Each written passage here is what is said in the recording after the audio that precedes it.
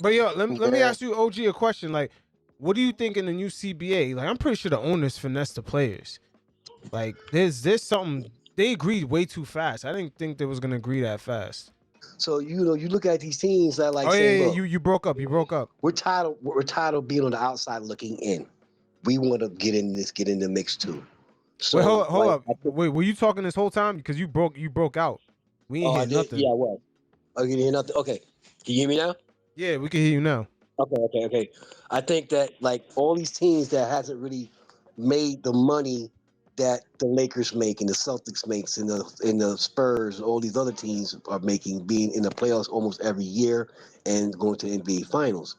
So they're saying, look, we gotta kind of like even the playing field to give everybody a same opportunity to do that, to make the money. That was the owners that came in with the owners, and also it's gonna make it more easier for them to actually not have to spend a ton of fucking money on basketball players in one season every all these fucking years.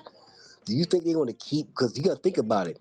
Do you think they're gonna keep giving these guys these baseball kind of contracts, and half of them they play the whole fucking year, play 50 games, and you got a $200 million contract? I don't think so. They're tired of that shit. Yeah, I don't think so either. But the way the money just doubled up because of the tech companies, Mhm. the money's just there. It's not really their fault. The money's just there. They're probably going from what $4 billion a year to they're probably doubling up. It's probably going to like 6 to 8. Yeah, It's definitely. doubling up. They got Yeah, an Amazon because deal, Apple deal. They got mad companies that want to bid on the NBA now. But the thing is, right, a I'm lot of these, wondering if the owners put in loopholes to these supermax deals in which these guys want to opt out and ask for a trade, like KD or AD, like when they just want to leave their teams. Like I never heard of any clauses in them deals yet. well, because they want to control where they can and can't be. Because you got to think about it, like only certain players can force their way out of places that have that kind of power. You're not going to see that many players can able to force their way out. KD can force his way out. Kyrie can force his way out. There's like maybe 12, 15 guys tops in the league can really truly force their way out of the situation. But let's not You cap. know It's what been happening a lot. Ever since I'm saying? Right. LeBron went back to Cleveland, that's been the trend. You know what I'm Exactly. saying? Like force their way. Like look at KD, just signed with Brooklyn, forced his Right. way out. You know what I'm And saying? got a Like contract extension. AD, same thing. Because he carries power.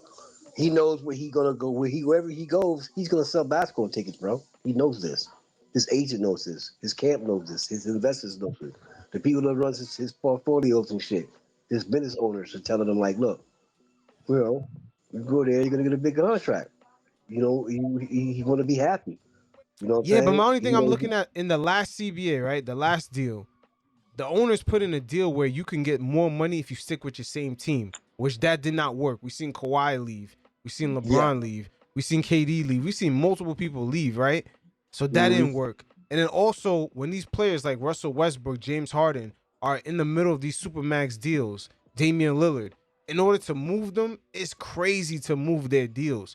It's almost like you can't move them contracts. You can only trade a Russell Westbrook for a John Wall, $50 million for $50 million. Like I'm wondering what Yeah. loopholes did they put in these deals to kind of like slow that down. I know the owners want to slow that shit down. Yeah, they do. They do. They're gonna. I don't know what they're gonna do to do it, but I think they will Yeah, because because the all the reason, details ain't come out yet of the right, finalized deal. right. Because people have to remember, the NBA players are the only athletes in sports that control their own destiny. You can't do it in baseball. They don't have control over that. They don't have that kind of control. You understand what I'm saying? On what they're making. You got football players that definitely ain't got that kind of fucking control. Only Yo, a hold few of on. them do, And like that, an and Aaron that's football Rodgers. players' Yo, fault. yo, hear me out. There's a breaking news that just broke out today. I don't know if you guys follow soccer at all. No, I don't. All right, so here's what's Nah, I going do. on, right? The Saudi Arabia, right? Oh, they threw They in have more their money own into that soccer league. shit. Bro, hold on. I'm gonna break the news to you. What I'm gonna say, you're gonna circle back to the NBA. Yeah, because it is going to. You're 100% right. Yeah, here's Because what's I think going I on think right now, it's affecting golf now. It's affecting bro. golf now. Here's Golf what's is going different on. though. They're, Golf is way the different. league in Saudi Arabia, bro, is not that great at all. They have players, they are medical players, right? So what those dudes did, bro, they just went into the top 5 big league in Europe and offering players millions of dollars, bro. Yo, they're Like I'm doing the talking same about, thing in racing. I think Formula F1 racing, yes. and doing the same thing And in this what golf. they just did. I think that group specifically just get something in the NBA. They're part of a team. I'm looking for the team. I don't want to say the wrong team, but I believe it's the Wizard, if I'm not mistaken. But I'm gonna look up to it. But yeah, you guys can dig into it too. They just got into the NBA, bro. And if they got into the NBA, what they're going to do, the same thing they're doing with soccer, they're going to build their own league over there in Saudi Arabia, Yeah, they could and then afford it. players that not making barely any money, bro, they're going to offer those players millions of dollars, bro. Yo, And I and that guarantee money you, is nothing to them to do that. yes, and Yo, they guarantee those didn't they players gonna offer leave, bro. didn't they offer Messi like $400 million? No. They offer Messi $1.5 billion for 2 years. Damn, yo, he declined that and He went to declined. You know Miami. why he declined it, bro? Yeah, because they're Because giving him Messi, ownership here. he's not comfortable in Paris because Messi only speaks Spanish. Messi not comfortable with any like he's 35, about to be 36. The dude don't Mhm. want to learn any other language, bro. He's looking out for his family. And the rules that they have over there is that if you're not married or something like that, I believe, you cannot live in the same thing with your girlfriend. But that's not why Messi did inside. Messi just wanna be like just around his people. Spanish people like where he can just speak Spanish. Him going over there, boy, is like his kids gonna have to learn Spanish. I mean, the language that they speak. Boy, they offer Messi like, boy, he will be set for the Yeah, I know they I offered don't him a even know, shit ton bro. of money. 1.5 billion, bro. Cause once Inter Miami offer him that money in the US, they got mad. That's when they put the max out. It was like, yo, I give you 1.5 billion, bro. Yo, it shows you how From much money paper. they got though. Their money's unlimited. Bro, the money mean nothing to them, bro. Yo, but we're going back to what you said. A lot of this culture is trickled down to golf. It's trickled down to F1 Formula racing, Bro, you're gonna get and into now the it's NBA. it's about to trickle. Eventually, it's gonna trickle down to NBA. I'm pretty sure guys like Giannis gonna start getting approached. Guys like LeBron, even maybe LeBron's later years, he might be down there getting $500 million a year. Yep. I mean, I'm trying to see if I can find it. Okay, the Qatari Investment Authority is buying minority stake into the Washington Wizard. Yep, Yo, it's the Washington Wizard. oh, you know what? No, yo, I could tell you where all this stems from. The World Cup in Qatar. It was so Bro, successful. Yo, bro, you know they bought that I World think Cup, right? every oil company in the Middle East or anyone that's rich in the Middle East Bro, that you know they wants to bought be that World seen. Cup, right? Yeah, that they want their city to be seen. They want to be seen. Yes, They're that's the using whole the thing. Qatar as a blueprint for Bro, I that don't know shit. if you saw that. I don't know if you saw the ceremony for the World Cup, bro. He Oh, have that shit was never been seen expensive. before, bro. That shit was The expensive. Woo. Don't firework, you know, man? I'm gonna tell people this shit. You right about soccer, and I'm gonna say this shit. Soccer players, baseball players, and golfers make more money than you can fucking imagine. Mhm. Like, like people understand. Like when it goes to golf, right? Golf is the only one that has a 401k. Do you know that? Nah, NBA has a Professional, I didn't 401k know too. that. hold on, professional golfers got a 401k. I didn't know that shit. Hell yeah. Like, So what the fuck? dead ass serious. So say for instance, like Tiger Woods, right? In his lifetime, he done made hundreds of millions of dollars, right? So let's say he made $150 million in 10 years, right? He put that same $150 million in his 401k, they double it. Bro, I did not know them. The golf at 401k. I'm dead serious. Have you Bro, you ever learn seen a something broke new golfer? every day, How bro. many? How hold on, check this out, y'all. How many broke golfers you ever seen? None. They get listen, and you know they can play up to the like 60 years old.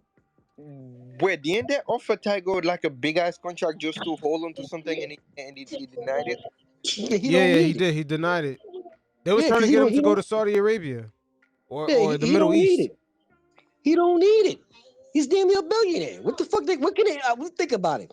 When Tiger finally stops fucking, listen, Tiger don't have to go over to do that. He can stay right here in the United States. Don't never win a fuck again, and he's still gonna make 150 million dollars every year, no Yep. matter what. Oh, yo, check No the matter chat. what. I sent you the how the thing look like. No Let's matter Give see. what check the happens. comment. Huh? No matter what, he's Yep. gonna make that. So like, and then it ain't like even the top, say the top 10 golfers. Like you think about it, in that 20-year span of just playing for 20 years, they make more than an NBA player, bro. Yeah, bro. Them those Saudi boys, man, They got the money to do they that got shit. That's bro. why They just fucking over a spot right now, bro. They literally they got the money to do that, making though, man. they're making the country seem like, bro. Like think about it, bro. You know, like and over there in Saudi, like their life, like people don't understand, like the money that they making over there, and the money that they already currently have already over there. It ain't no sweat off their nose to go out and say, "Here, I'll give this dude $1.5 billion." They done made that shit in like a month, okay? Yo, you know So, what I heard too? so, Not to cut so you off. like, give up that kind of money. That's why I'm gonna tell y'all some real shit. You know, the dude that owns the Jacksonville Jaguars, Uh-huh. he's a billionaire. He got that oil money, Mm-hmm. okay?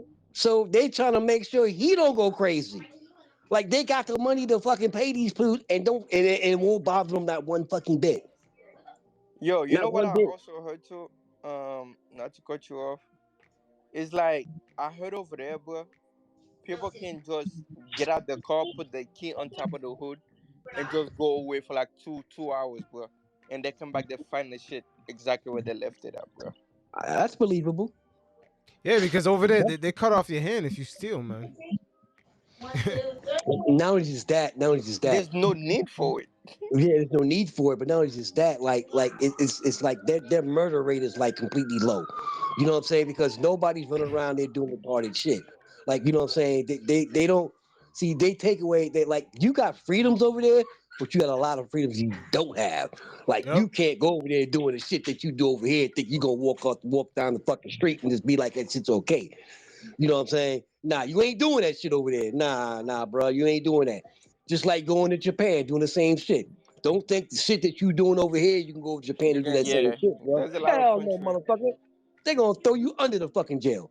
Yeah, Like but you that's know what why I'm I saying? be telling a lot of my friends, bro. I be like, yo, bro, before you go to another country, you need to find out like what's the rule is. You can't just be like, Yeah. okay, I do this Facts. shit in America and I'm gonna go overseas and do that shit.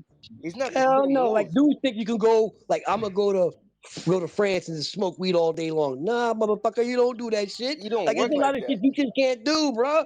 Like like Mm-hmm. like I was telling my boy, he said, "Well, I want to go to Amsterdam." I said, "Bro, I said before you start going to these different countries to go hang out and shit like that, Find you out the got rules. to find out what you can and cannot do. Like if you go to Dubai, people don't realize, yeah, Dubai, man, everybody going there, they balling, bro. You know if you go into the hotel in Dubai, you cannot stay in a hotel with a woman unless she's married. Yep. Yep.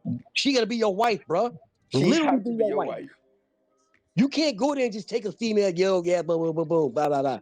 Nah, the ones with the money doing that shit, right? This is what they do. They'll go out there and they'll bring a female over, right? But they won't stay with them. They'll let them be in the hotel by themselves, whatever. Go there, smash, whatever, and then leave. They won't post up with them. But if you go in there to post up with your girl, it ain't happening, bro. Not in no Yeah. hotel, it ain't. Yeah, you're getting in trouble. You're getting in trouble. But you gotta, if you going over there and you just want to fuck with some bras over there, yeah, you could do that all you want. Cause you're not staying in a hotel with them. You feel what I'm saying? You're not doing it. You in there, you whatever you need with multiple different women. So that's why these dudes get away with a lot of shit because they out there with more than just one woman. Like dudes don't get that shit. Like that's an Arab state. You are not going there, bringing your girl to her. That's my girl. Nah, bruh. Nah. She ain't your wife, dude. That shit ain't popping. Oh wait, I don't know Facts. if y'all heard about that controversial shit was going on. during the World Cup. Everybody that have like the LGBTQ flag, bro, Hmm. they was tossing them out the stadium, bro. They don't Where? play that, bro. Where at? And In Qatar. in Qatar, bro. Oh hell no, they don't play that shit there. Bro, Yeah. but they was telling you, No, you come to my house, you're gonna respect my rules. I'm not obeying to your rules. But no. that was with it, bro. Like they didn't care. Not to throw y'all off on some shit though. That's the same thing. I'm in a kind of agreement with that in a way because that's a personal choice. You know what I'm saying?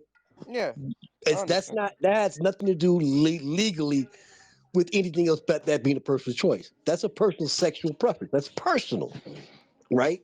I don't think it's fair for the LGBTQ community to try to push their personal On agenda everybody. on everybody because they're trying to do it in schools right now. They're trying to get the LGBTQ shit into schools, especially elementary schools. And I got a senior-year-old, I got a granddaughter. I'm not with that because that's a Oh personal. shit. Yeah, Speaking of That's that, kind of bro. crazy. It's a Bro, little bit speaking too of young, that, man. They should push speaking that of like that, bro, I was for watching a people video, over the right? age of 18.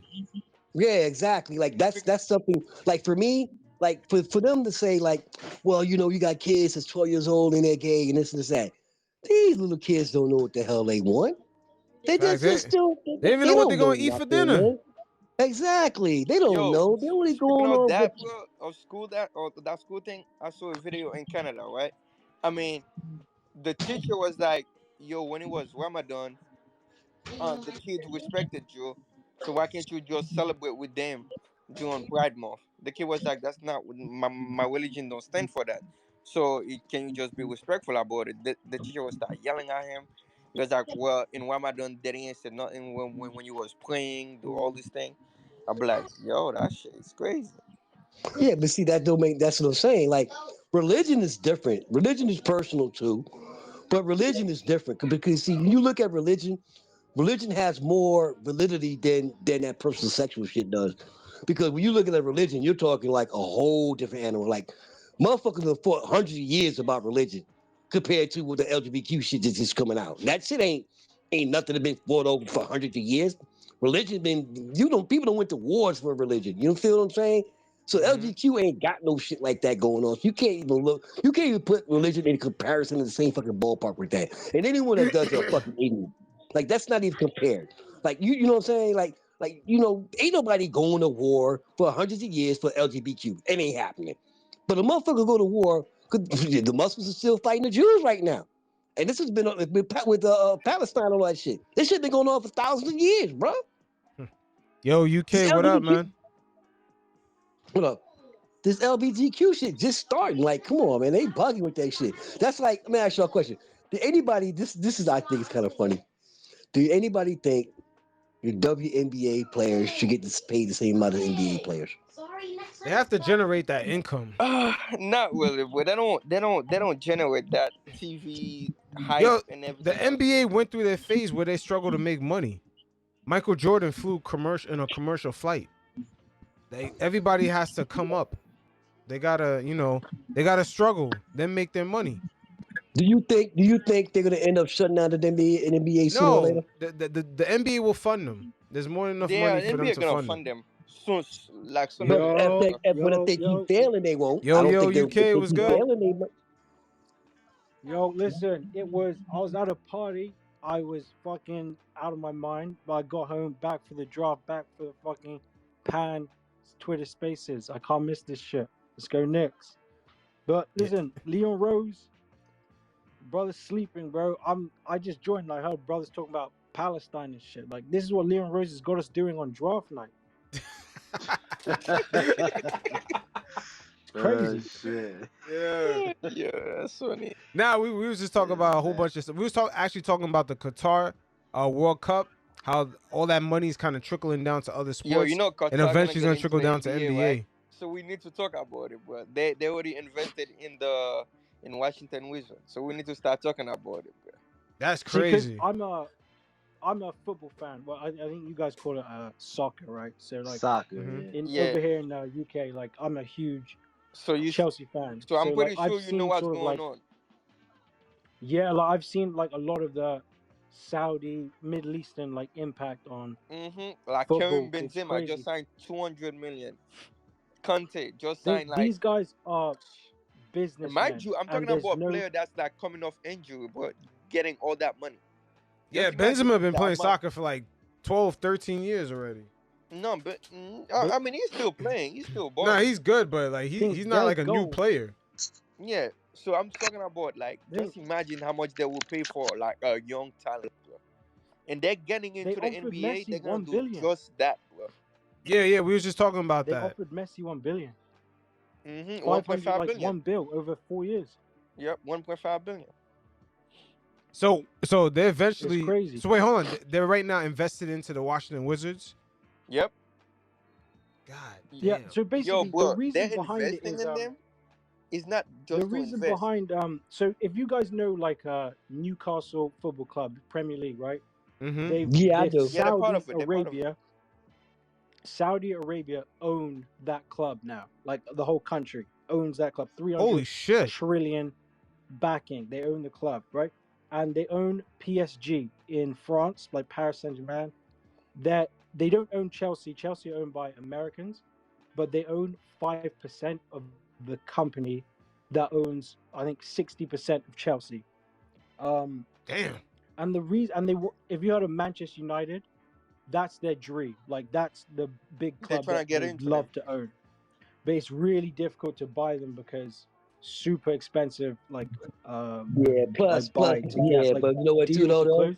Right, but you know what too? And the reason why is because Manchester United will never people score. love sports. Like we as Knicks fans, right? We're not going anywhere. And population of the world is always increasing. Basketball's becoming more popular. Football's always going to become more popular worldwide.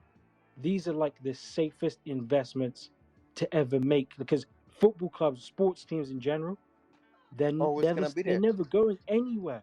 They're like these are the best investments, and they've recognized that. So that's why they're doing this. And then they're also trying to build their own league, so Yeah. they can control some of the most profitable teams in the world. And These that's guys are true. businessmen. They're And Exactly. think You know about what? it, bro. Let Them. me piggyback on what you're saying. That's just very true. Because you got to realize when you own a sports team, whether it's soccer, baseball, basketball, whatever, right, and it's on that level of worldwide and nationwide people participating, watching, buying, whatever, all the things that comes along with that is what they're looking at. It ain't just they already know they're gonna make that ground money or the regular money, right? You know what I'm saying? Which is, the sponsors and the endorsements and every little other thing that goes on top of that, which actually makes their company more popular, makes their company get more money, Yeah. more business people come to board with them. They're able to branch out to other companies and get dealings done with them, becoming like an octopus, have more arms to do more shit with. So by them buying a sports team, hell fucking yeah, it's an investment. If you can go buy a soccer team and own an NFL team and own a baseball team, man, please. But Ain't I'm Like, telling you, bro, bro. just to quickly piggyback off what you're saying as well, right? Sorry, I No, think you I go, you go. Go talked ahead, go over ahead, bro. someone. Go I ahead. apologize. No, go ahead. Yeah, so just to piggyback off what you're saying, right? Like, think about like your favorite beer, like lager, whatever, Modelo, whatever, or your favorite, shoes, your favorite, I don't know, laptops, whatever brand, Apple, whatever. If they have like a what's the word I'm looking for? Like a scandal, right? Like something happened, or like a bad advertising campaign. People that love their product, like if the CEO of Apple came out apparently he killed someone, whatever, the brand of that company will tank. People will no longer fuck with that company, or like Blockbusters or some shit, because Netflix came out. Sports teams, especially the most valuable ones like Knicks fans, Manchester United, Real Madrid, whatever, win, lose, or draw. We are addicted to this shit. We ain't going anywhere. We ain't going it. Like they're just laughing, counting their money. Like, okay, what are And you gonna that's do? funny you Stop said supporting that your though. team? I was telling somebody the They're same shit the printing other day. money. You know what's funny about this, y'all? As us being Knicks fans, and believe this or not, and I be going to different states like we all do. I was in a Golden State, right? And they was talking trash about us. Yeah. Oh, y'all suck, blah blah blah blah. I said, you know what? Y'all can talk all the bullshit you want, but bet this: no matter how bad our team might be, or has been, or the case may be, The NBA need us. the NBA need us, and also, I guarantee you, we're the only fucking city, state, no matter how bad our team is, that fucking sell out no matter what. Not even that. All over the TV, all over the media. That's some true shit. The Knicks, New York Knicks team, the Garden, sell out no matter what. Yankee Stadium, no bad how bad the Yankees might be, Yankee Stadium still sells out and it still get TV time. Mm-hmm. No matter how you dress that shit up, the Knicks might be horrible, but they ass still gonna be on TV and the ass still gonna sell out. And Yeah, the but media, low key, Look at man, the they shit, hate James Dolan. Dolan because of that. They talk mad shit about James Dolan, but he still sell out. They yeah, don't like that shit. but yo, Here, like I was bro. saying, bro, like whatever the Qatari doing, bro, I'm familiar with the game, bro. They're not only investing in the Washington Wizards, they just wanna get closer to have a deeper look at how they won the league. Watch 2 more years, bro. They're gonna have a whole basketball league over there, bro, and they're going. But they're not even. They're literally going after like those bench players, bro. They're going to offer them millions, and the NBA better be ready to pay up, bro, because NBA gonna have a lot of challenge, bro. And I don't know how they're gonna pay these boys, because Qatar have money, bro. The shittiest player, Because 35, in 36, they're gonna offer them a lot of money. yeah, and That the whole vet advantage money in these the Saudis NBA, have. yeah, that whole vet money, bro, they're going to blow that shit out the window, bro. They're gonna offer them boys real money. Like whatever Facts, LeBron is facts. getting, that's what they're gonna offer the vet to come play in the league. And for a player like LeBron, Facts. Jamoran, they're going to offer them like kind of close deal to Messi, bro. Like I'm familiar with Because the game, in bro. That's what they do. European soccer, right? There's like sort of financial restrictions Mm-hmm. that a club can sort of spend as much as they like a certain amount each year, how much money you bring in. And in basketball, there's obviously like the salary cap, Yeah, the whatever. It's salary like cap. 50% of the profit or the revenue of the NBA goes to the players. Like there's restrictions in Saudi, like with the football, like some of these transfers. There's no they can blow 20 money ain't shit to these guys. They Mm-hmm. laugh at like money. They don't care. So wait, do you know And there's Ultimate Team? no restrictions. Or do you know Ultimate There's Team? no All that rules. shit that you play on 2K. Yeah, bro. I used to be Alright. addicted to that So shit, that's bro. basically Okay, what let they're me ask doing you a over there, question bro. then. Let me ask you a You question. can't put all the superstar on one team. They don't give a fuck. That's what they Okay, do. let me ask you a question. So there's no salary restriction on paying people, right? No, no, no, no, no. We have it in the top five European league or in the league in the US, but in Saudi Arabia, they don't play by that rules, bro. They don't care about that rules. Okay, so what's the There's average no salary? So restrictions. like say with the Manchester United, whatever, right? What is the average salary that a For the soccer player shitty ass makes then? player, I'm just saying the average, just on For average. Manchester United, it's probably about £100,000 average per week, right? a week. Yeah. Damn, Yeah, that's pretty damn good. I don't know because I know in basketball they do per year, but in football it's weird they do per week. Like I say, So average a is hundred is thousand about pounds. 100, So let me ask you and this: then so 100,000 pounds, I don't know what exactly that what does that equal in American money? I think it probably like $120,000. A hundred and week? fifty thousand dollars, Wait, you something like sure? that. In 2023? Let me see. A Yeah, hundred it thousand probably around. pounds. It Yeah, might be it's around less. that. It might be a bit less. Yeah, I think it's Yeah, 120 or the pound went 150. A down. hundred Oh thousand? yeah, No, but yeah, the he's pound right. is One hundred more. No, twenty-seven thousand dollars. the pound is more than the American dollar. Yeah, I think it's more than Yeah, that. I think it's Yeah, 120, wow, it's still 150. more than that. I thought it went down. Yeah, you're No, right. it's more. No, No, it's no, still. yeah, Oh, the no. euro went down. My bad. The euro went down. Yeah, it's Euro went down, but one the hundred pound is it's never twenty-seven why I buy really. thousand. all my It's why I buy all my expensive shit. My sister lives in America. I always send her the money to go get it for me because it's just cheaper. Exactly, that's what I'm saying. So 100,000 pounds in U.S. money is about 125, $150,000 compared Mm-hmm. to. Yeah, So No, you yeah, think it's one about it. hundred twenty-seven thousand. So 127. So you think about it. I mean, that's that's almost a half million a month, bro. Bruh, soccer player make money, bruh. Like, think Soccer about player. that shit, man. Look, think about that shit. like a $500,000 a month. That's just That's a week. average. That's A week. probably I mean, I'm just saying that's a the month. Though. average guy. bro. Right. I'm But saying I'm in a talking month about time That's you the some make of it. these, average guy for Manchester United. bro. Some of these The players that he's average talking salary about. for Go ahead, go ahead, go the ahead. average salary for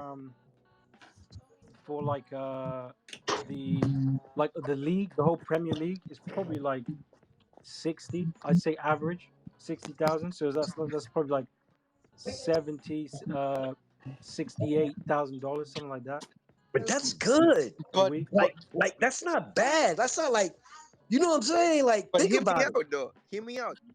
You're getting $68,000. Sometimes you're not even sitting on the bench. You're just there to practice with the squad. That's what I'm saying. Like listen what I'm saying. So you basically the average guy in the Premier League is making like $400,000 a month, $250,000 a month, Yep, right? a quarter Just to million. do shit, right? Yeah. Just to do basically just practice. Yes. Like you got dudes in the NFL But not even bro, do seeing you want nowhere do you near want to no hear shit the like that on the fucking on the but bro, real do you team. want to hear do you want to hear the scariest part about it, right? Which I thought about tons is in America, it's in basketball, there's 450 guys in the NBA, the top level, Correct. right? Correct. 450 roughly mouths to feed. In Right. football, in England alone, there's the first top league, Premier League. Then there's a league. Then there's like 4 or 5 leagues below that. Yeah, because In there's the Spain, Champion League, there's league the top league, and then there's 4 or 5 leagues below in Spain, Italy, France, Belgium, Switzerland. If football decide to do just go fuck it, let's do NBA style, 20 teams across the world, all money concentrated, bro. Oh, It would be if ridiculous. average salary would be like 3 mil a week, Yeah, some that's crazy. like it's Because you concentrated know what's because crazy? there's Like just if you so look many at it, mouths right? to Because you feed. know what's crazy? Because if you look at the Major League Baseball, there's only 950 players, right? Okay, Yeah, and believe it or not, right now, 950 players in the Major League Baseball, right? And Mhm. 50 of them are black. There's only 50 black in Major League Baseball players now. 50 of them, believe it or not, it is. yeah, And then there's the rest Damn. is yeah, that's not that many. There's like another 100, but another 250 that are Spanish, and the rest are white. So now I don't really care about it, but those are the numbers. So those guys on yeah. average, right? So those guys on average, the average salary in baseball is like $1 million. That's a year, a little over $1 million. The top dogs are making, you know, you know what they're making. So like you look at that number, Judge. right? Judge, he's got 300 million. You only got a handful of guys getting that kind of money. And you got the ones that are getting 100, 150, and you got the ones getting 50, 20, 10, and that's about it. But it's not, nowhere near what the soccer players are getting. That's not even close. Like, that's crazy. Yo, I That ain't gonna lie. Yeah, The so only it's why thing as that soon as can, my go for it, bro, go for it. yeah, I ain't gonna lie. The only thing that can stop that tanking shit in the NBA is to introduce the same shit that soccer have. But Yeah. the owner will never accept it because the club gonna get relegated and they're not gonna make as much money. Because in soccer, right? It's bad business. Yeah, because in soccer, like the same way he was telling you, in England alone, there's like five or six different league, right? There's the main league, which is the Premier League. After that, there's the Champion League, and then there's like I think Champion League One, One, League Two. yeah, League One, League Two, Yeah, League Three, and league like the lowest league, which is seven, is literally like I can walk into it and play on it every Sunday, and and if that team do good at the end of the season, you move up to the next one, and like the budget, like they start getting a low budget, shit like that, yeah. and if they do that in the NBA, bro, the owner gonna suffer, bro. Because a lot of team that It's wanna bad tank with, business. It's bad yeah, business. Yeah, it's you got to think fuck. about it. Right. You got to think about it too. See, you know what it is? It goes on scales. This is why they stopped. This is why the NBA stopped having guys coming straight out of high school. And this is why the NIL is paying these guys to play basketball because the NBA is greedy. They knew that if they didn't stop guys coming straight out of high school, the colleges would suffer. and the college is not going to make their money because they're missing out on the Kobe Bryants and the LeBron James. Can you imagine what the NCAA, if LeBron, if they didn't have that rule, if that rule was placed in, say, before Kevin Garnett, right? Because Kevin Garnett was one of the first guys straight out of high school. If Ooh, Kevin they'd be billions Garnett, richer. right? If Kobe Bryant went to college, if LeBron went to college, if Garnett went to college, can you imagine how much how much money the NCAA would have made? Just the schools would have made and the networks would have made. Shit ton of money. Yo, bro, just to like piggyback of what you're saying as well, like in today's NBA, a lot of the talent's also coming from Europe, like Luka, Jokic, Embiid, or Giannis. Like none of them went to college either. Like They're it's kind kids. of crazy. They're getting them out of. But see, you know what it Yeah. is. The difference is this is the difference. I tell you, this is why I said the NBA's got slick, and they doing it to the U.S. players. Is that these guys like Tony Parker came over? He started playing. He was like 15 years old, bro. You know what I'm saying? Like these guys are playing young in that league over there, and they're playing in Europe till like 18, 19, and then they coming over here. And they're already NBA ready because they've been playing. They have the experience. They've been playing pro style basketball, pro level basketball at such a young age. So now what you're getting, you're not, and not only just that, when you draft them and they already practically NBA ready, you ain't gotta pay them like you would pay these young kids coming out of high school. But that's And the same thing going on with soccer. In Europe though, like you will see a player is like 14 already making his professional debut, bro. Like starting his professional career at 14, 15. Like Luka was playing professional basketball for Real Madrid at like 15 years old. yeah, I'm saying yeah, like that's what you see, but you will never see that in America because it's like a system that they Yeah. built for everybody to make money. And that's why holding sport, like I'm And then not back gonna in lie to the you, soccer will never be that advanced in America, bro. Yeah, and you see that same formula is starting to affect the NBA because the fact that they could go professional in Europe or in overseas in general, you're seeing more international players start dominating the NBA. Yeah, Look look at the at last couple LaMelo. of MVPs. Yeah, look at LaMelo. He went overseas, get his thing for 1 year, come back, like like he's eligible for the draft right away. Yeah, because overseas, I think Wait, it's based sorry, off of bro, skill did set, you not say, age, right? Right, Huh? fellas? It's based off of skill set overseas, not your age. So you could be 15 playing with Yeah, 21-year-olds Yeah. if you have the Yeah, same skill set. yeah. You can be 15 playing with like 20 something years old, 20, Yeah, 30 something. Yeah, yeah, playing in the because main league. you advance based off your skill, not because of your age. I Yeah, think but in I ain't gonna America, lie to you, bro. yeah, As but a in soccer America, you player, capped. If you a 15-year-old, you nice, you can only play with other 15-year-olds, but 16-year-olds. that's the problem, though. Yeah, Bro, that's a major problem. well, it's a major problem because, Yo, bro, bro, sorry. go ahead.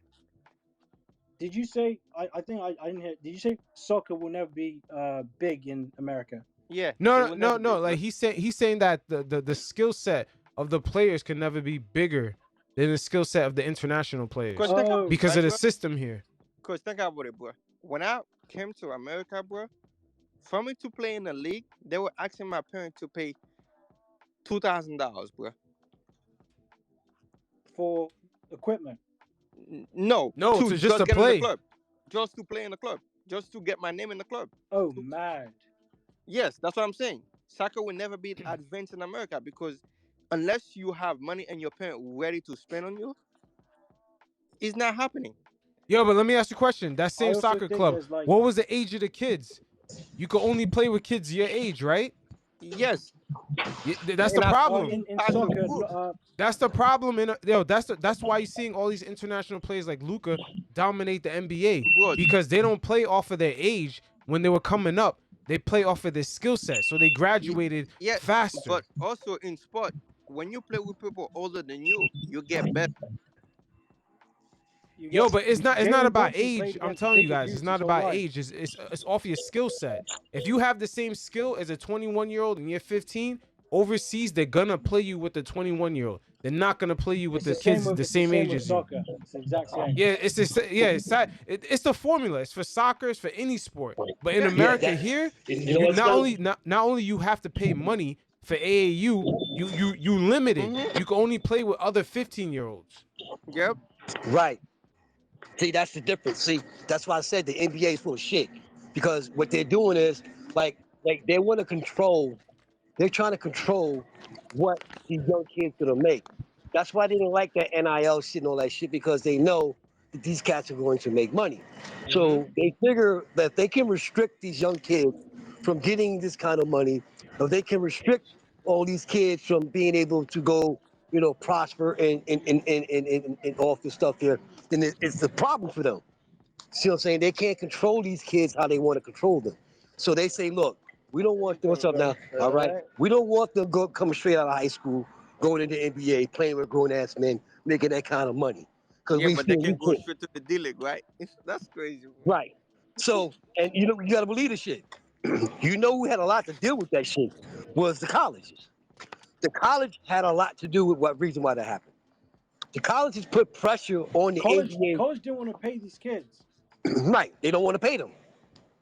So they say, look, that's why you see some of these cats doing the 1 to 2 years and then they gone. Because people don't understand something. When you're a college athlete and you're going to a major university like Duke, Kentucky, Iowa, whatever, you're not making no money. You're living on a budget. You're living in the dorms. You starving. Like you're not getting. You're fucking. Like you gotta be getting money on the side from somebody that's helping you eat. Yep. Because You get Facts. one slice of pizza, you lose your scholarship. exactly. But versus, this is why a lot of these guys, and I don't blame them. This is why a lot of these kids are taking these NIL deals. This is why a lot of these kids is going overseas, because the NBA and the college working in coherence together to control what these kids are making. That's why you see, and you know what? They don't do that to them in baseball. Because you could come straight out of high school and go play Major League Baseball, go to their farm team, and then grow up and go to the majors. NFL, Dude, go ahead. go for it, bro. Sorry, that's my bad. And that's all good. Oh, I was gonna say, I got sort of like a conspiracy theory from London as well as why soccer will never be big in America. I feel like there's got to be some like political Illuminati link with America and American football. The way some people are obsessed with that shit, and like it's just a huge thing over there. There's so much money invested. Like I don't think American football will ever allow another sport to take their shine. Like I don't think basketball will be bigger than NFL because I think maybe these guys got the president's number or something, bro. I'll be honest. Yeah. Yo, I've heard the same thing. Like when you anointed NFL owner, I heard in this country it's almost like being anointed royalty. When you an NFL owner, Yeah. it's almost like being That is in that is America. If you're an NFL owner, that is it's almost like nuts. your royalty. It's so rare. That is It's nuts, rare. It's bro. rare than NBA or any other ownership. If you an NFL owner, shit, it's Hey, you know almost what's like crazy you a about that shit king. though? I believe that because you know what's crazy about that shit? Because if you look at the dynamics of how the NFL in uh, Major League Baseball is, they're bigger than basketball. Both of them are. Yeah. Baseball and football is bigger than basketball. You know how you dress that shit up. Wait, hold on, You're but looking. baseball is bigger only because of inventory. The NFL only operates 17 weeks out of 52 weeks in a year. They're Yeah, fucking big. They yeah. make But the billions thing, of the dollars, funny thing yo. about it is, they only operate at that point in time, but they're still relevant all year round. True, but That's it's true. scary that they But only also, though, operate I will say, 17 weeks I out think, of a whole year, and they make all that money. They make Well, 10 times more than the I NBA think in 17 weeks. exactly. That's And crazy. because you know what, the thing is, though, I also do NFL. think it's sort of important to like be sort of like specific because I think in America, American football is obviously number one, but I think worldwide, basketball is definitely the more popular sport. Like, there's not an American football player that's more known than Steph Curry, LeBron James, Michael Jordan, Magic Johnson. Like, Tom Brady's a celebrity, but like, I'm from Nigeria. No one's talking about Saquon Barkley in Nigeria, bro. Like Jordan, big ass name. Hmm. Or even soccer players. Soccer players is more research than all of them combined. Messi, Oh yeah, Cristiano Ronaldo, Ronaldo. Messi. It's Yeah, ridiculous. everybody knows them. It's ridiculous. Pele, Yeah, but you know what's funny? Maradona. Tiger Woods is bigger than all the asses. Nah, he not bigger than Pele and Maradona, man. No, he's not. Or Messi. Who? Oh, Tiger yes, Woods. he is. Tiger Woods is Dog, not Who? bigger than hold on. Messi. Yes, What? he is. Who? Tiger Woods? Yes, he Tiger is. I'm gonna Woods. tell you why. Yeah, I'm gonna tell you why. When the golfers had the biggest luxury out of soccer, football, basketball, they play all year round. Oh no, I'm talking about well known around the world. Yeah, well, no, everybody knows who the fuck Tiger Woods is. Yeah, but everybody knows who Everywhere. Pele and Maradona and Messi Yeah, is. bro. Yo, Pele is the You the could be in a king, bro. poorest part of Oh, a different. Pele's the fucking ambassador, bro. Yeah, that's what I'm saying. Like Tiger Woods, he ain't more well Everybody, known than bro. Tiger. I think Tiger Woods I ain't more think well known than him. I think more people know freaking Pele than Tiger Woods. I Yeah, think man. Tiger would come after Tiger Pele. ain't bigger than Pele. See, one thing you can't do, like, no offense, you can't really compare like American athletes to worldwide. Yeah, to soccer international. superstars. Like, Yeah, the soccer's worldwide. Yeah, it's not even close. like the Yeah, World, soccer's the World like Cup soccer's does, like like soccer's like in a terms fucking of Olympiad. numbers. Like everybody knows who the fuck Jesse Owens is. You know what I'm saying? Like that's like Yeah. that's a no entity. That's like if you play. That's like you know what's crazy? You could be more popular as an Olympic athlete than you would be any other athlete. I think soccer's bigger than the Olympics. Like, way bigger. As far as like the entity, yes. As far as popularity, I would have to lean more towards the Olympic guy because that thing only Wait, happens. Yeah. wait. Well, You know, there's no like American sport or anything like that I can come close to the World Cup But see, or with anything like that. Olympics, like, no offense to like the athletes, but if it's not 100 meters, like, no one really knows who shot put like the winner of that shit is. I'll be real. you stupid. Everybody know, but that's crazy shit. Like it depends on. It also depends on who you are, too. Like the 100 meters, swimmers, gymnasts, certain shit. Like everybody know who the fuck that is. Yeah. But I think Just the World Cup for soccer is bigger than, like, it dwarfs Super Bowl. It's bigger than the Olympics. yeah, Like, oh yeah, that you just passed that, fucking bro. massive. But even the It's Champions just League, massive. even the Champions League Yeah, the final Champions League final is way is bigger bigger than than the Super Bowl. Like, the Super Bowl, bro. you got to think, like, every single country in the world, except for probably the United States and India, main sport is football, like soccer, whatever. It's the biggest. Like, everyone plays it. And like Messi, for example, he's like the greatest. Like, to anyone who ever played the sport, he's like the best ever. He's fucking like a superstar around the Yeah, world, and that he's boy like is worshipped in that his own man is a country. genius, bro. That boy, Nah, I mean, he's a joke. I'll be real. yeah, Messi is like shot like a fucking grain of rice, but that man, he uses his height. And when he said he's gonna take you on a one, get with it, buckle up, man. He's gonna one with you. Yo, just to talk a bit of basketball with you guys. What do you think of like these?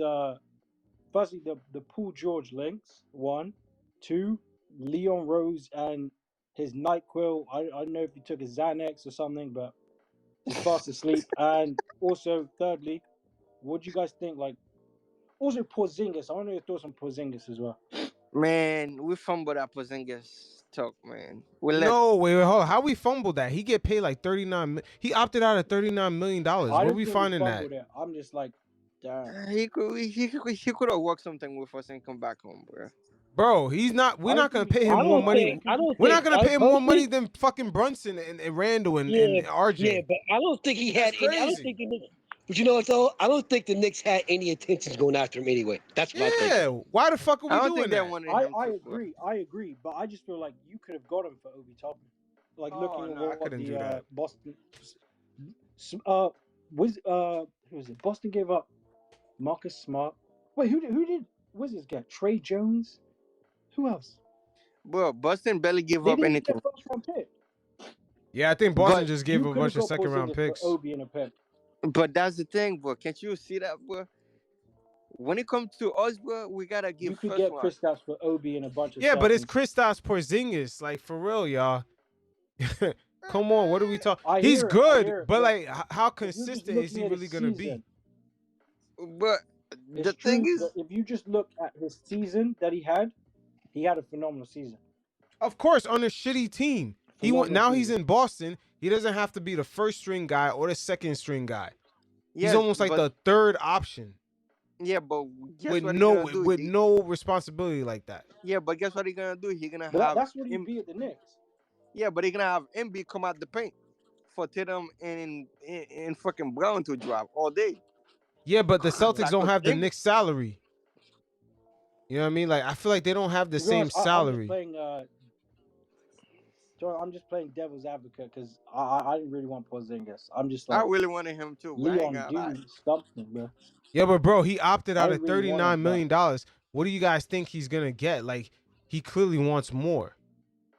Yeah, no, I think he opted in. I think KP opted in I think he opted out. Let me Nah, make he sure. hopped in, bro. because if he opted out, they wouldn't have been able to trade for him, right? Yeah, Because because he'd he have been a free hopped out, agent. and then like Let me that see. trade fell off, and then Wait, he hopped in. Yeah, but I think he they hopped in, traded bro. him for 2 first-round they picks. traded him for For Marcus Malcolm Smart. Brogdon, and then the Brogdon trade didn't go through because apparently Brogdon physically apparently is Yeah, done. he's Like injured. he can't play anymore.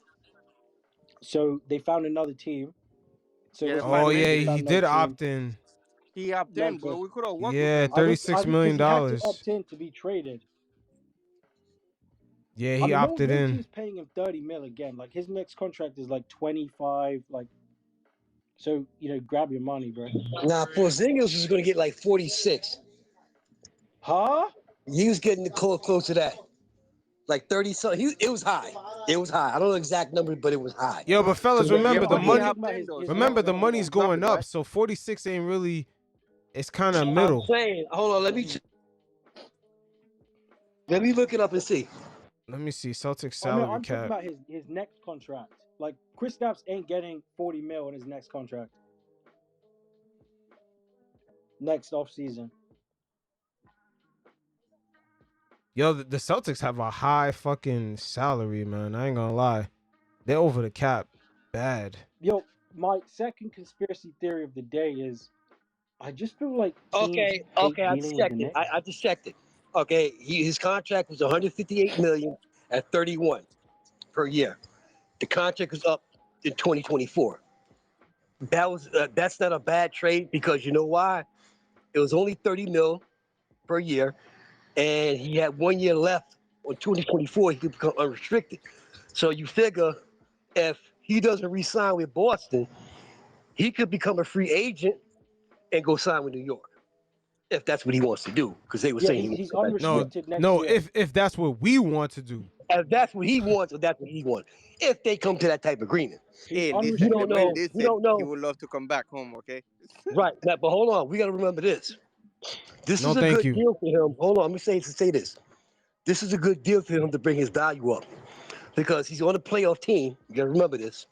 If he shows up and if he will fuck around, Yeah, get around, his value goes through the fucking roof. yeah. For a sucker He's team. unrestricted. But to understand what I'm He's saying, unrestricted if next he year. goes, listen what I'm saying. The Knicks could He's on a playoff team. Hold the on, let Knicks me could finish. Let me potentially finish sign real him. quick.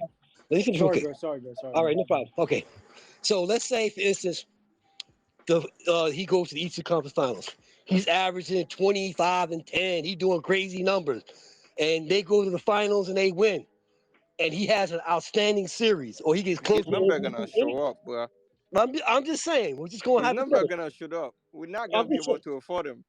I know, but I'm just saying that's hypothetically speaking. Now, the good thing about it is, if he does have an outstanding season along with the playoffs, because he will be in the playoffs, then it's bad for us because we could have got him. So now we're looking at, damn, if he shows up and he just blows it out the water, and then if we end up facing him and he blows us out the water, it makes us even look dumber. So in a way, it's a double-edged sword for us. I think they could have took a chance on him because the numbers wouldn't have really hurt him because it's only 31 million. You know what I'm saying? So Yeah, really, plus he was gonna opt in anyway to work with us. exactly. That's what I'm saying. It was only at 158 million. Now, to me, if you get him, but yet you want to go get Zach LaVine at 200 million, What fucking thinking is that? Me Makes no personally, sense. it's gonna Well, sound we just crazy, gotta but wait and see what they're doing. Honestly, me personally, it's gonna sound crazy, but I would trade not all, one of the young kids I for would trade Zach Levine. Hartenstein. Hartenstein had to I would go. I'm trade one sorry. of RJ Quickly or Grimes, one of them, No, but you didn't and have to then do all Obi that. You give Fournier them and Rose. Hartenstein and then a couple of second round pick, and we got Porzingis, bro. And imagine just if you get like a 3-team deal, bro, that shit even easier. Bro, I'm not gonna Hartenstein. lie. There's not that much money for the Knicks after they sign Josh Hart. They gotta get like a mid-level exception Let me tell for you. like 20 to 15 mil. Josh Hart will have to wait on that money, bro. If you really wanna be there, we had to make that championship run. Nah, he can't wait on that money, man. He unrestricted. I don't want to do recency bias, but the lack of Josh Hart's 3-point shot in the playoffs, I really don't think we should. I don't actually think 18 mil is a fair number. I think it should be like 15 or something but he can't shoot the ball in the like he could not shoot in But I ain't Miami. gonna Like cap, Yo, bro. but I keep in really mind, thought he brings a the lot, cap is but going up though. The cap is going up. That 15, that I hear 18 but mil is like a regular number for bench guys. That's the new okay, regular that's number. That's true. how much the cap has gone up. That's the new regular number for bench guys. 18. Yeah. I guess my point is just like do not overpay, pay him as little as possible that he would accept because his lack of like against the Heat, his lack of three, like he was scared to shoot it at times, and that really hurt. When we had RJ, Hart, Brunson, Randle, Mitch, Quickly, no space for Grimes. Brunson on the court. Quickly, Grimes. Quickly and Grimes, they quickly didn't play that series, or like he was injured. When But Hart's on the it don't floor, matter. it really hurts. Starting from RJ's game gone. one, we didn't make shots. Look how many guys didn't make shots. It's Randle, Quickly, I would just Grimes, be cautious on RJ. paying Josh Hart the bag because of his 3-point shooting. I think it's just not good enough. He brings so much that I would keep him, but if he's asking like 20 million, all that stuff, nah, I'm not doing it. We need shooters.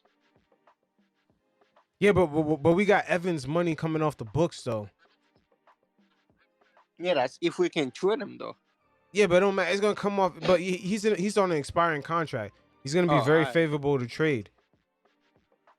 He's on expiring because it's a player, a team option for next year. So no one's gonna pick that up. So this year is his last year. So his contract is gonna be favorable. So that's $18 million off the books. So do you think we're gonna start the season with him or not? Probably yeah. Start the season with who? Evan. Unless we make a Paul George trade or something like that. Front office, most likely, it's insane, but most likely. Do they have something cooking up, or like Paul am George? I just being hopeful? Wait, say that again? I don't like the Paul George trade. I said, do they have something cooking, or like am I just being hopeful for no reason? Well, the only thing I heard is solid is Paul George, because the only reason why I said that is because the man just have an interview with Randle, and he was asking him how's New York and everything else. Yo, fellas, something's definitely got to be cooking up. For Paul George. Yeah, I don't know if you I'm saw not that trading podcast. any of the young guys. He was asking Randle a lot of questions about New York. How's the fan? I don't know, man. Yeah, but the something's definitely cooking up. The Knicks got a lot of young assets. Obi Quickly. We got 4 first-round picks of our own.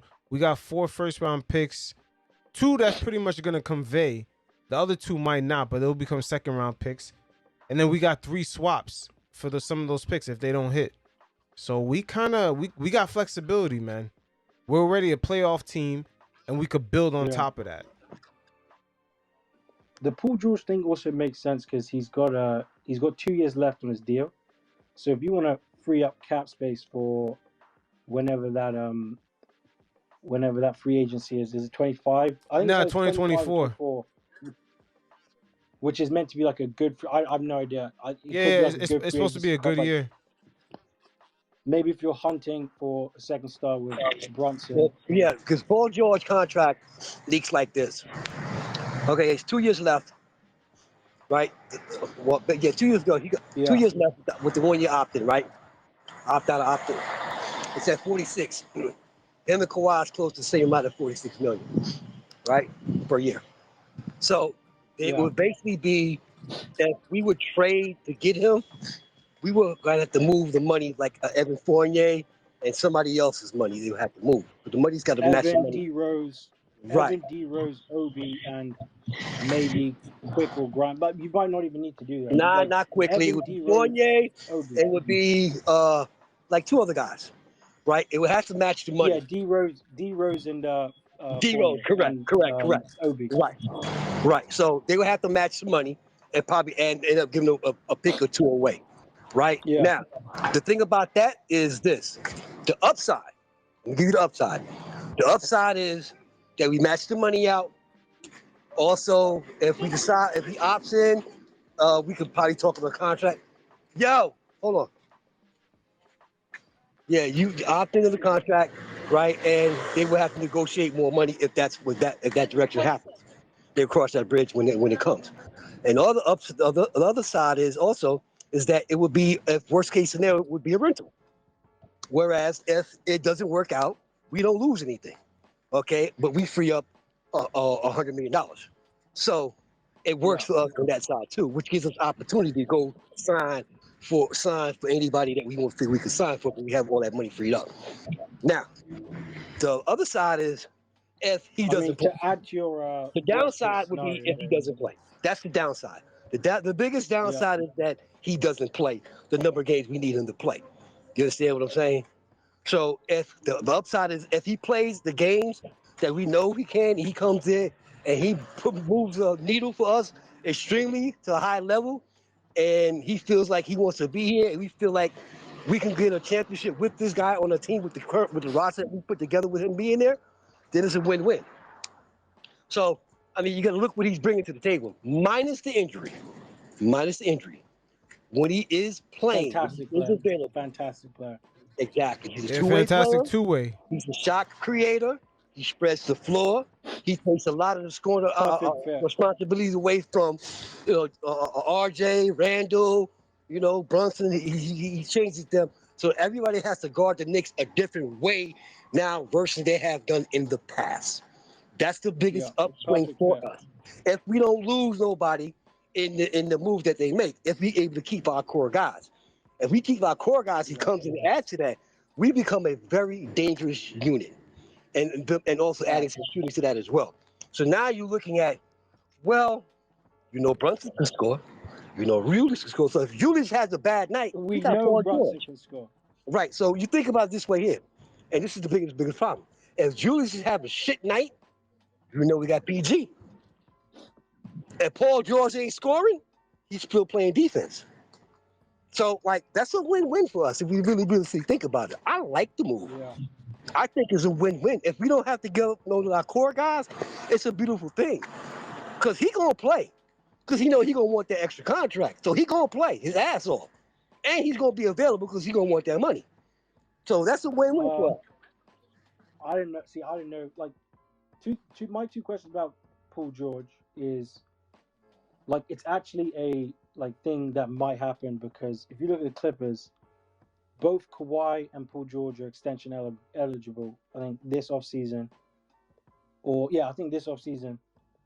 Are the Clippers really if you gave them truth serum, would they actually want to extend both Kawhi and Paul George for 4 years max They can't money afford it. again? They can't afford Lock it. them in on crazy deals. Nah, they I couldn't don't think afford it. they would. No, they would because somebody's going to have to take lesser because they couldn't afford it for that reason. They wouldn't be able to But do afford you it. even want Paul George for the next 4 years? I mean, if you sign Paul George If you're the and you Clippers, sign Kawhi, then what are you going to be able to put around them that's going to be feasible for them to pay? You know what I'm saying? To get with the money they have left. yeah. So that's why they feel like we can cut Also, somebody loose, get a younger guy. This is what they're looking at. If they let one of them go, especially Paul George, they go into the draft, they get somebody to the draft, or they trade into the younger player that they can groom and whatever, and still have money for the next 3-4 years to build the team around. Wait, you said they'll still when have he's the money? healthy, he's one of them. Huh? Hold up. You said they still have money after getting Paul George? I see. That's the thing with the new CBA. I don't know whether Clippers would want to give Kawhi and Paul George both 4-year deals, max contracts. Maybe they want to, but why would they?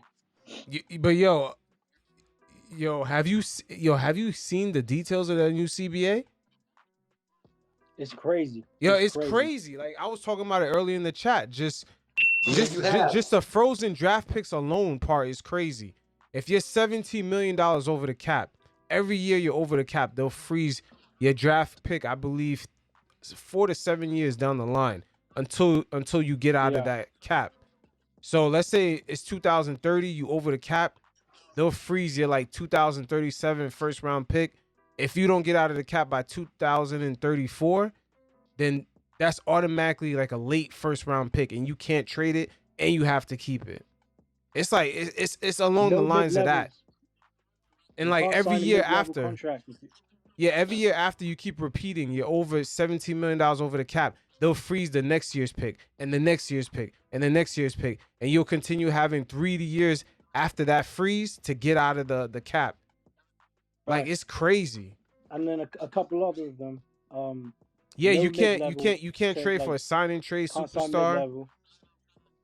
You can't get buyouts. Yeah, it's a lot of shit. It's a lot of stipulations. And then the luxury tax payment is higher. Bad.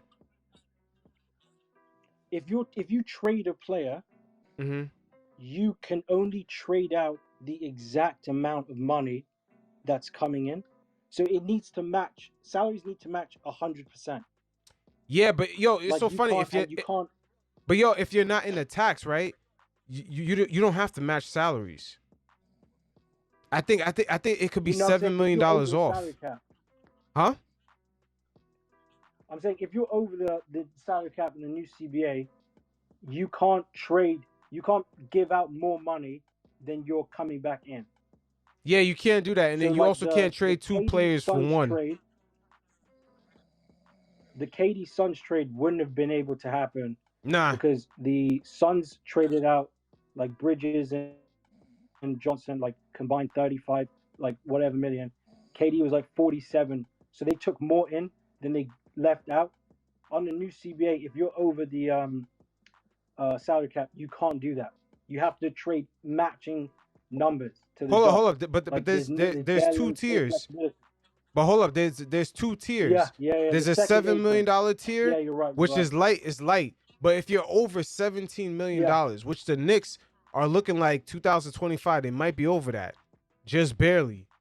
But if you're over that, that's the salary cap you're talking about, where you can't trade 2 players for 1 star. It has to match exactly. The frozen first round picks, you can't trade them, and they're frozen.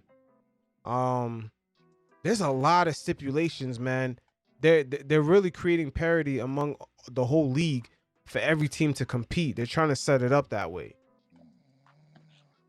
Yeah, which is why I think the Brunson contract is so clever, because it's descending, and because he's like on 27, 25 mil, whatever, you can actually add 2 legit stars on 40 mil and create like a sort of super team as Jalen Brunson as the 3rd best player on your team, right? Yes. That's why like they were really smart for doing that. But the difficulty is getting one of them. Like you actually have to get a freak like a Giannis or whoever, like Embiid, I don't know, but whoever that is. But Brunson's contract doesn't. It's not going to last forever. And his next re-up, he's getting the bag, bro. He's not going to shortchange himself again. Yeah, he's been underpaid his whole career. Yeah, so wait, hold on. The Knicks, everybody's under favorable contracts. RJ took less money. Brunson is descending, and then the deal that Randle signed, I think in 2020 or 21, it's not for that much money. $30 million is the most money. For a 2-time All-NBA player, it's a good contract. Yo, he has Mike Conley's contract. Julius Randle. Him and Mike Conley have the same contract. It's frustrating. As frustrating as he can be sometimes, like the Knicks got him for a steal. All NBA guys on, But my only thing is, right, because you look at this new CBA, and damn, that luxury tax repeater, that luxury repeater tax is crazy. They actually doubled the amount. Yeah, it's crazy. They doubled the amount. So Golden State, that's why Golden State traded Jordan Poole. That fucking look at that. If you overed the luxury tax by $10 to $15 million, it used to be $2.50. Now it's $3.50 for every dollar. And then if you're a repeater, it's $7 on top. That's crazy, man. Like, yo. That's one thing I didn't really like about the salary cap though, is like the Warriors and like, a lot of teams, like they're getting punished. Obviously they're getting punished for like the KD trade and then getting Wiggins after like they stacked their team, fine. But Clay was drafted, Draymond was drafted, Steph was drafted, like, and they built a dynasty sort of like off of that. And they're sort of getting punished for maxing Clay, maxing Steph, giving Draymond the bag, drafting Jordan Poole, giving him the bag, drafting this guy, that guy. Like, and that's all teams, not just the Warriors, but like they found those guys, scouted those guys. I get it if you do the KD thing, like bring in a superstar, that's insane. But that's normal. What they did, guys, that was the only free agent they ever went after, was the KD, and they was able to leverage that to get D'Angelo Russell, and then leverage D'Angelo Russell Wiggins, to get Wiggins. Like, but like they did that just in time. And they won a championship. But they did it just in time when the cap went up and Stephen Curry took less money years ahead. Yeah. Like yo, they like the way they fell in line with luck and timing and drafting, all those things came combined at the same time, yo. That's why everybody was hating on the Warriors for the longest. They actually did it legit. Is that everything fell into place perfectly. I've never seen a team built like that. It's either like that was like the luckiest shit I've ever seen. They're getting punished for it now, or like the league's making sure like that shit never happens again. That shit never happens again until 2030. That's what they're doing. They're making sure it never happens until 2030, until a new deal. You know what I'm saying? Like, until they get a new deal here.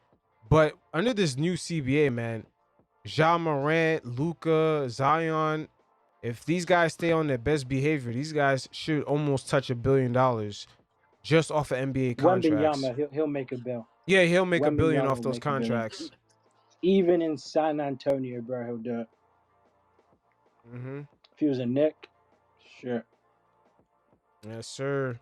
Yeah, but going forward, fuck San Antonio, bro. Like, that's some BS. They had Duncan Robinson, Ginobili, whatever the fuck that other guy's name is. Honestly, I think the league saw what happened to Zion, and they kind of got shook from that. And they was like, yo, let's make sure this future star goes towards a good franchise, so he could actually develop and be a name. Because that Zion, all that free marketing and promotion the NCAA gave to Zion, and that should have transitioned over to the NBA. That shit got wasted. It's a waste. Yeah, it's a waste. They never capitalized off that shit properly. It was 5 fucking years ago that happened. Zion Williams hype is 5 years ago. That shit is old. When he plays, it's crazy. Yeah, but it's like what? Now everyone's hoping for like 1 or 2 games, then take a break.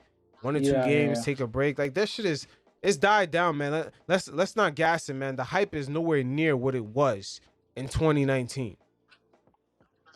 That Zion Williams hype train was crazy. It was insane. But going forward, how do you think these new CBA cap rules affect the Knicks? The fact that the Knicks are in the middle of the transition of being a good playoff team to like now they're trying to take another step up, but now the CBA rules have basically affected the way that they could go over this cap. Yeah. Because now we can't trade. Now we can't trade future picks if we're over the cap a certain amount. Yeah. Like this shit is crazy. My initial thoughts is like the Knicks are gonna become a fairly expensive team pretty soon. You pay hard. I don't know what you guys think, but I I sort of have a feeling they might extend Quickley this offseason. They might not, but I think they're going to try to if they can get him on a cheap deal, just in case he has a crazy year next year. So you Yo, got him on a but cheap peep this, deal. right? They're going Peep, to have to extend. but What hold you on, say, bro? peep this, right? Because they have until the start of next year to sign Quickley to an extension, the start of next season, right? Yeah. But under the new CBA, which kicks Yeah. in next summer, they're gonna have a shorter time Yeah. to give Quickley a deal as a restricted free agent. Like brand new rules, they actually shorten the time. They actually shorten the time that Quickley, the Knicks can actually Yeah. match an offer to Quickley or even offer him something. Like, there's a lot of changes, man. That shit really kicks off next summer. I feel like it kind of fucks up the Knicks on like them building their team and getting to the next level. Like, it doesn't completely fuck us up, but we got to make adjustments. We can't do it the old school way, which is, you know, going over the cap, trading away first round picks, future first round picks for bench guys or guys to help out good key role players. That's just not going to work under this new CBA. My bad. I think your mic got disconnected. Yeah, I think your mic got disconnected. Yo, bro, sorry, my internet was buggy.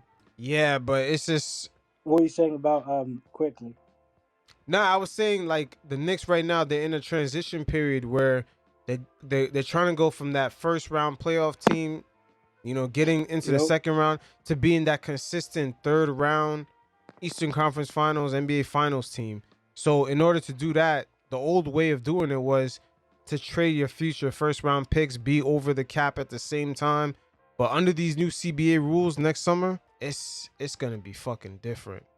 I think I got disconnected again. Yo.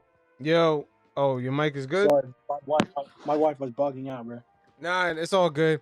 Yeah, I was saying that the Knicks are in the middle of the transition period, going from like being that consistent, you know, making the playoff team to like now they want to Yeah. be that consistent Eastern Conference Finals heading into the finals team. And in that period, the old school way of doing it was to trade your future first round picks and to be over the cap. Now they penalize you for these things and they freeze your picks. So under these new CBA rules, like how you think the Knicks could finesse this, man? This is gonna be a hell of a finesse. I think why we're in sort of a good position. Brunson's contract, you got to take advantage of it while you can, and then we have a lot of second round picks that I think you've just got to hit on those, like get young players on cheap deals that could potentially contribute like year 2, year 3, like because the whole point of this new CBA is you've got to somehow try and find a way to get production out of really cheap deals, so you can pay your top guys a lot of cash. So we got a ton of second round picks. Whether we draft players, I don't know. But Brunson's contract is really nice. You got to take advantage of it, but it's just you got to find the right guys. Paul George, he's 33. He's paid like Yeah, he's paid like last almost 50 million, 47 million, 48. Paul George's 4 years with the Clippers, 48 games, 54 games, 31 games, Wow. 56 games. Woo. Like, man, that is tough. He missed the playoffs this year as well. Kawhi's the same. Damn, I don't know. That is tough. I don't know. I say the way Yeah. we take advantage of it is just we're competent, but Brunson's on a declining contract. So is Mitch. They would have to get rid of RJ's contract. Yeah, RJ would have to go if they traded for Paul George. Yeah. And then Evans' contract comes off. That kind of offsets that 40 million. Derek as well. Yeah, like, Derek's money is now gonna be what's his name money? If they re-sign him, Josh Hart's money. Yeah. But that will put the Knicks, I think maybe like 12, 13, 14 million dollars over the cap. We wouldn't approach that $17 million range. I also think there's like a huge difference between how much money Hardenstein's on. Like Mitch is on 20 mil. I think Hardenstein's on like 8 mil. Hardenstein's good enough to be a starting center in the NBA. But I think his contract's up next offseason. So I think he's going to want a bigger number as well. So you got to just like watch that. That's true. But it's going to be easier to replace a guy like him at that center position. Yeah. Also, don't forget, we've got that guy in Spain, Rocas. And I'm not saying he's Steph Curry or anything, but you know, from what I've seen, he looks like a good player. Like he does look like a good player. So, I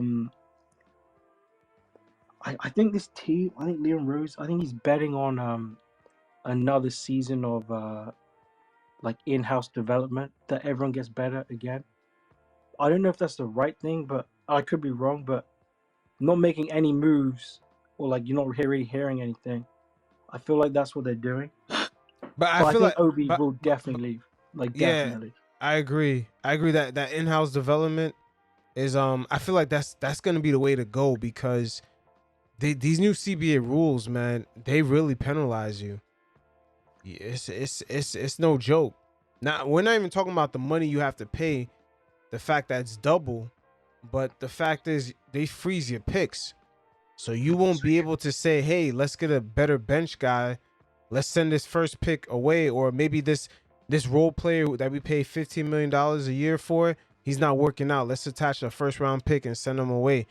They make it hard for you to do stuff like that. Yeah. You're kind of locked into that roster that you got. Hey, who you think leaked that Obi tape? Do you think it was on the Knicks side or do you think it was on Obi's side? Honestly, I don't think it's real. I sounded like him. I don't know, man. And, I don't think what's it's his name? real. Fred Katz, that's Athletic. I mean, he reported like yesterday. Like apparently it's like Obi, as soon as the game ended, just went on, let on, like tag tips for a new one. Like, Yeah, I know, killed him. but at the same time, right? That audio leaked. How come Fred Katz or Bagley, no one commented on the leaked audio? Okay, yeah, I hear you saying. Yeah, maybe No you're one right, commented on that. I'm waiting. I'm Yeah. like, who commented on the leak audio? But all of them kept saying there was a situation after the game, but nobody commented on the leaked audio. There's no articles on it. Yeah, no, There's maybe no you're beat right, writers talking about it. So I'm just like, I think that might be fake. Yo, does Beal going to the Suns, does that like change your thinking of the Suns at all? Nope. Are they like a force now? Or? Nope. No. Jokic could dominate all three of them. For me, it's just like there's no point guard. Like I know Booker, like he can play make, but on the defensive end, is it Devin Booker's going to be the guy chasing the ones around? You know, you know what I'm saying? Like he's going to be chasing De'Aaron Fox, Steph Curry, Jamal Murray. Like that's Booker's matchup every night. The point guard, because it can't be Beal, and KD.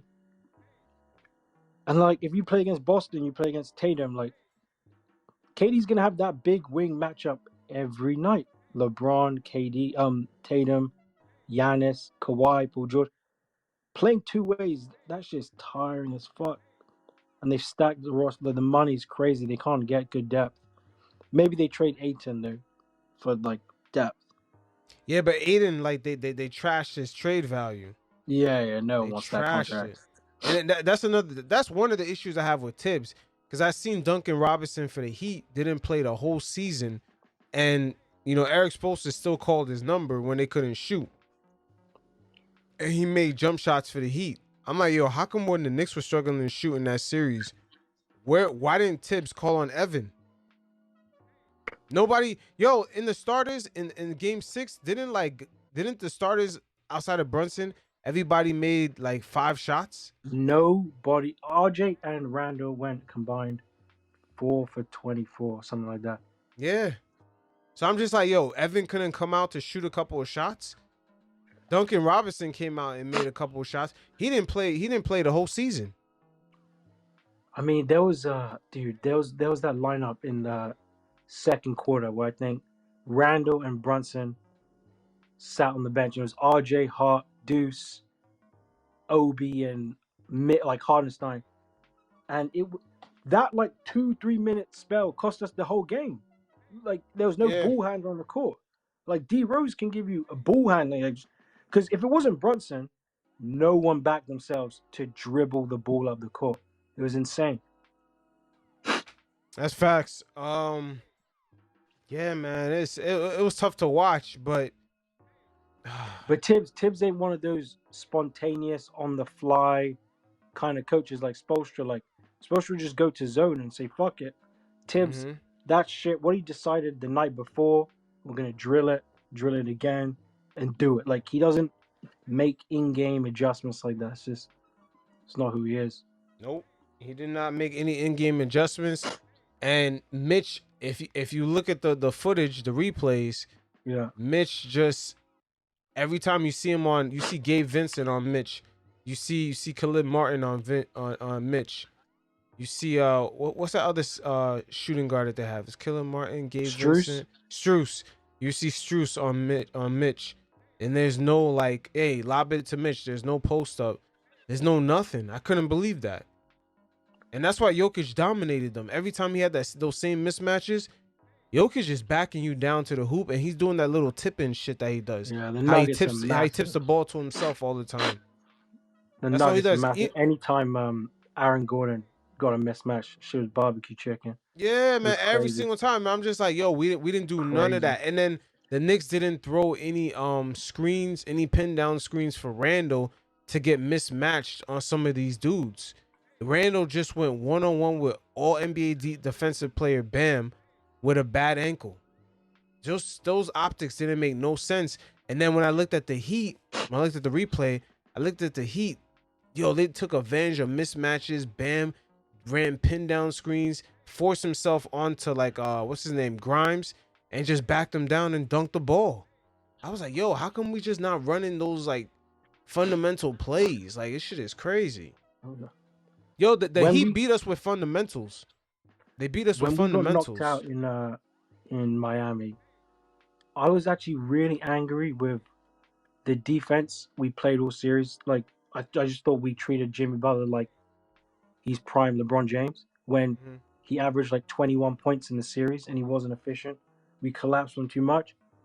But like times past, I think Tibbs he's sort of justified with, maybe not justified, but if you just look at the straight numbers, Miami as a team shot terribly against us. Like every Yeah. game was under 100 points. So Tibbs could sit there and be like, well, my defensive scheme, all that shit, it worked. Miami were horrible offensively, but they just executed better than us.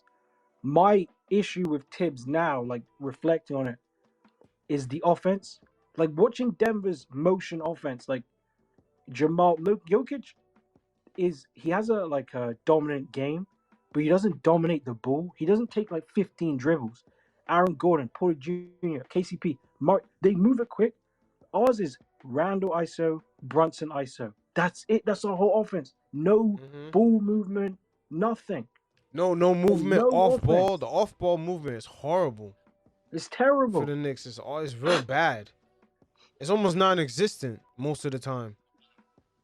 Randle ISO, Brunson ISO. Brunson was making every shot, but bro, there was no movement. Nope, none at all. And then having Randle, I think because you said you had mentioned Jimmy Butler only averaged like 21 points. Yeah, I think inefficient. the difference with the duos of uh Butler and Bam versus the duo of Brunson and Randle is that Randle kept going 1-on-1 versus Bam with all them fucking Man, turnovers, and then just the inefficiency against Bam. That was the real difference. It wasn't Jimmy outscoring the Knicks, dropping 50, 60. It was none of that. It was almost like the Knicks actually, Brunson and Randall actually, because Brunson was so good, they actually outscored the duo of Bam and Jimmy. They actually outscored them just by a few points, but it's like you look at Randall's turnovers and his efficiency against Bam, it just dragged us down. And I blame Tibbs for that because there's no pin down screen to get Bam It's off of insane how Randle. Brunson and Randle don't have a pick and roll game. Like that's just insane to Yeah. me. That's It's insane to me. just Randle's a decent playmaker. Like, there's no reason Randle shouldn't play like have a bit of Aaron Gordon in his game, have a bit of Bam Adebayo. Like, you catch it off the roll and you dime someone up, or I you think that's the crash to the coach. rim, like Gordon. He wants to play like Carmelo a little bit. Like, I get it, bro. You can hit these difficult shots, but if your shot's not falling, like, Yeah, there's no reason to take and you're going against Bam, all NBA defense, multiple times. Tibbs doesn't hold like certain guys. Like, I don't want to say he doesn't hold him accountable, but man, like, he never.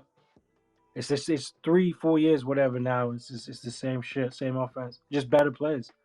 Yeah, it's just better players, same offense. Yeah, that's one thing that scares me. It's like, yo, could we get like Mike D'Antoni to come through or something? Like, I don't even think jump shooting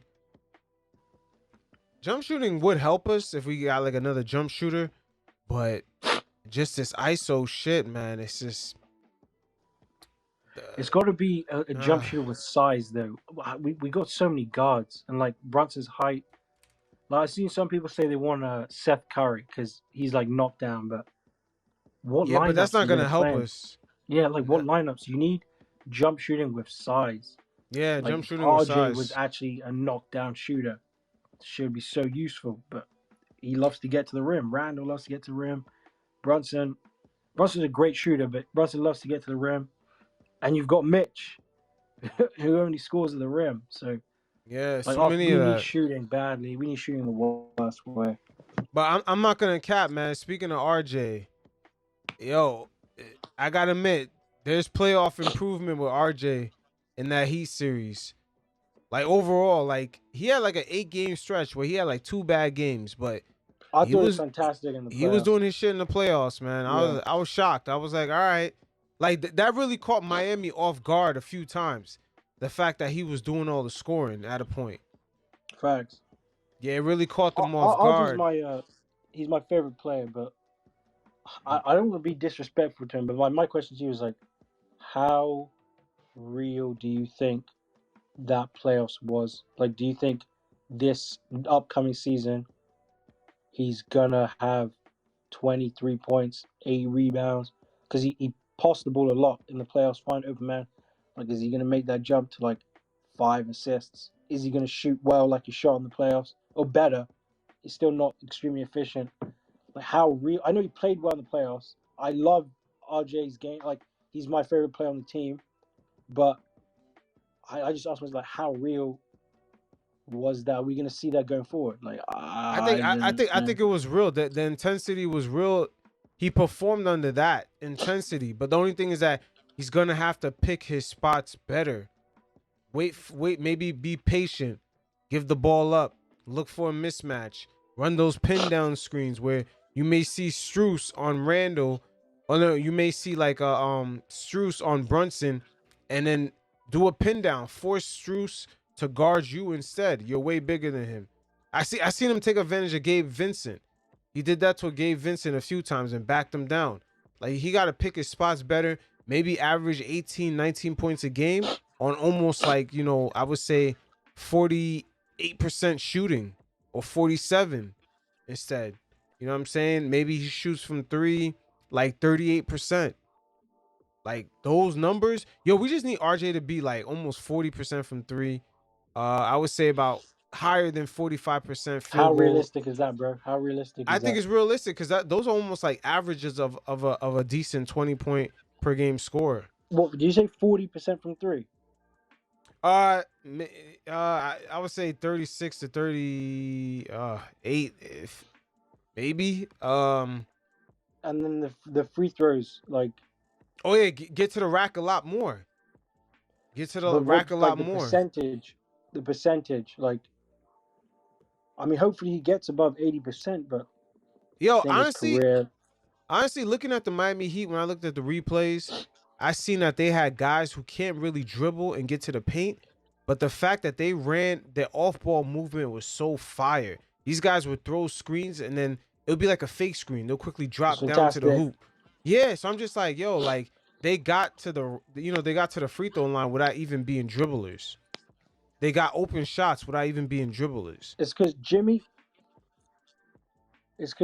is he's a great playmaker and he's so efficient. He's not he's not Tatum. He's not skilled like Kobe, but like he will drive, pump fake, see everyone's collapsed, and he will find an open shoot. He makes like the right read almost every time and never turns the ball over. Him and Bam. They found Miami turned down the good shot for the great shot every time. Yeah. Spoelstra just has them executing at such a high level, man. It's insane. Yo, and it's multiple cuts being made at the same time, Yeah. man. It's the off-ball movement is crazy. The Knicks have none of that. They got guys that have higher draft status in the league, and they're just dribbling. Meanwhile, you have Strus, Caleb Martin, Gabe Vincent, guys who are not known to be crossing guys over and getting open shots. They're all doing off-ball movement and getting wide open layups. They're barely dribbling the ball.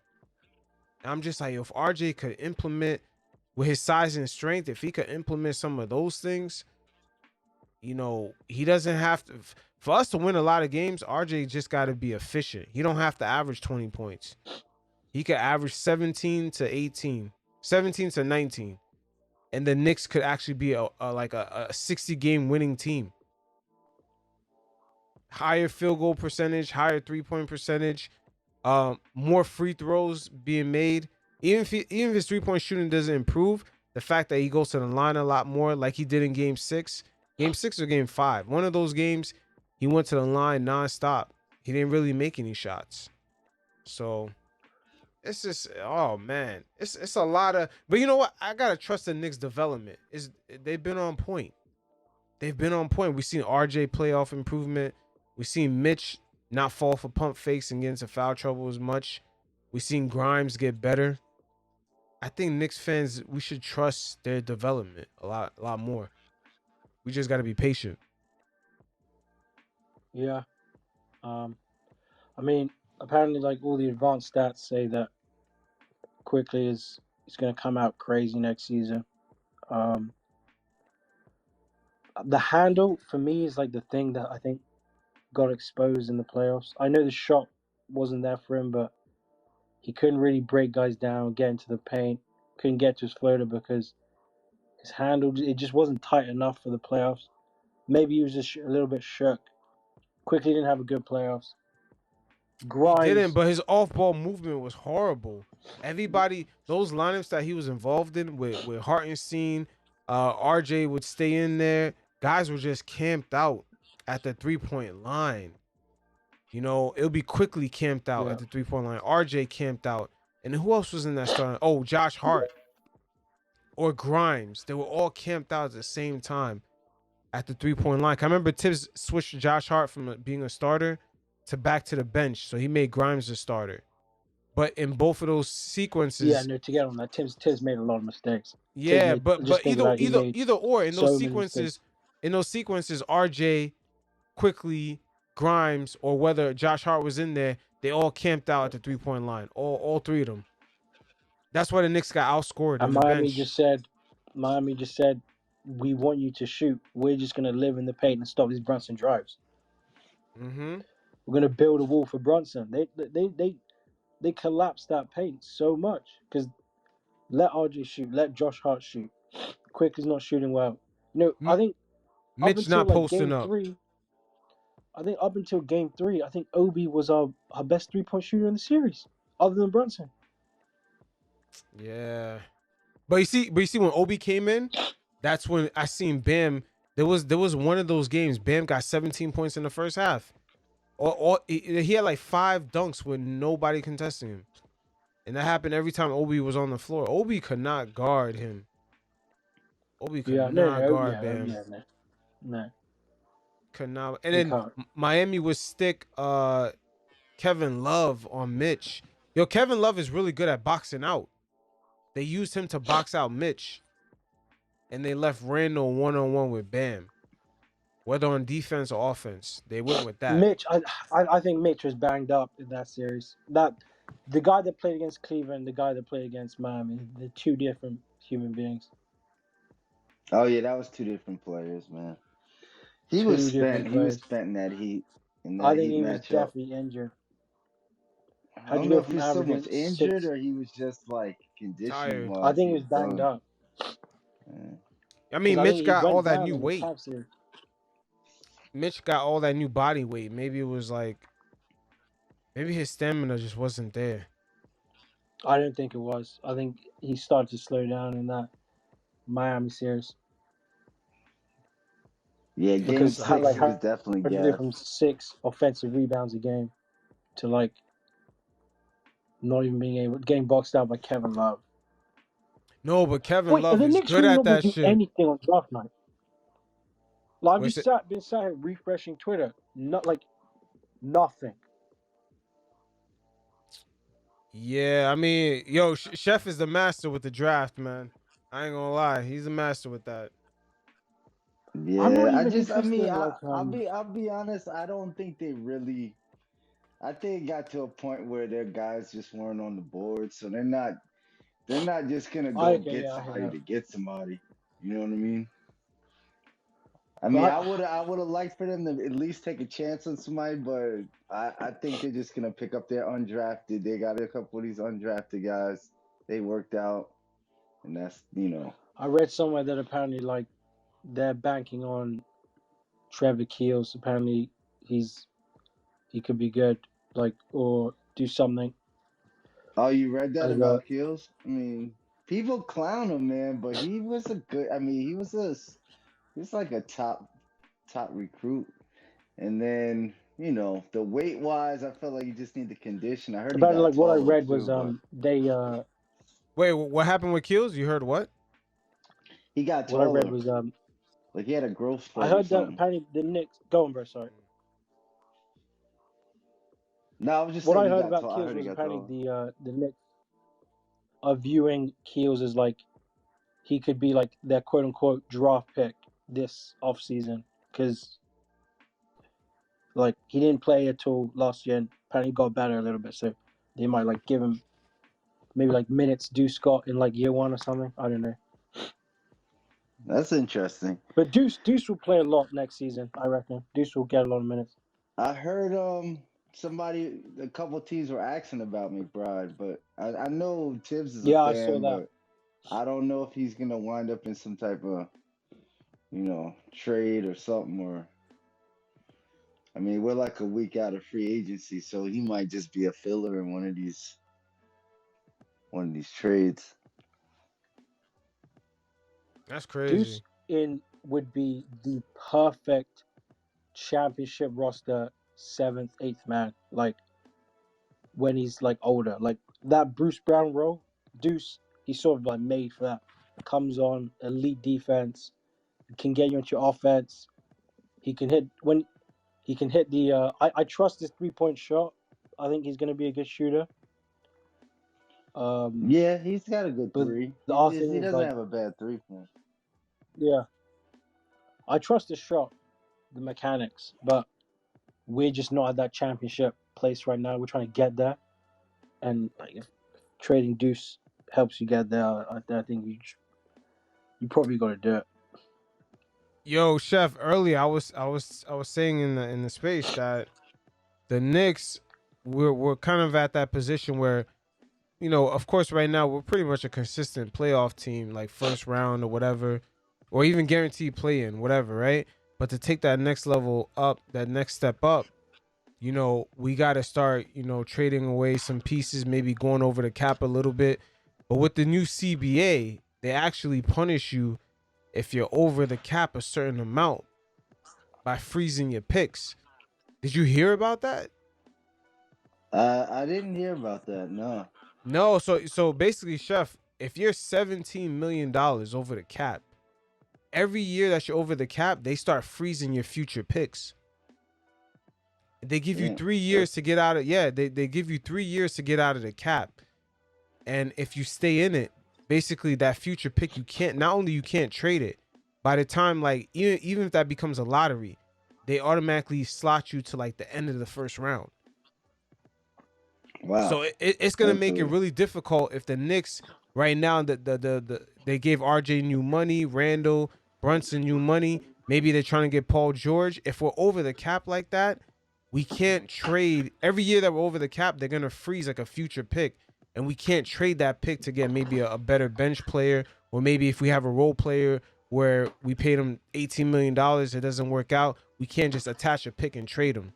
The league now, starting next summer, is gonna get difficult if you're a team that's over the cap, over $17 million over the cap, to maneuver. It's the league now is not set up for you to like have a bunch of expensive people on your roster. They limit you. Yeah, I did hear you saying that before. I did hear about that. I just don't know if they really. I'm just trying to feel out the Knicks, like what they think their window is. I know we think we're away from it, but I think it just seems like they feel like they're a move away from being like at least Eastern Conference Finals. So I mean, depending on the moves they make, they're gonna make a splash in free agency. Like I can't see them just. I mean, I heard it be about DiVincenzo. I can't see him just doing that. I see Yo, him making a big move. So I but mean, but do they think chef, that move is gonna be? but chef, if But we don't have cap space. yeah, we don't have cap space. That's what I'm trying to say right now. Like we're already approaching that like $11 million over the cap, which is okay as long as you're under 17. You're okay. They actually give you more benefits now if you're just like if you're like $10 million or just a little bit over that over the cap. But the Knicks right now, since they're already at that rate, we only have like $12 million, maybe a mid-level exception after we sign Josh Hart to sign a player for $12 to $15 million a year. That's all we have for this summer. Oh Especially yeah. No, especially with Obi and Quickley extension coming up. I don't know what they're gonna do with that. I don't think they're gonna extend Obi's Obi, not getting but another contract at the Knicks. yeah.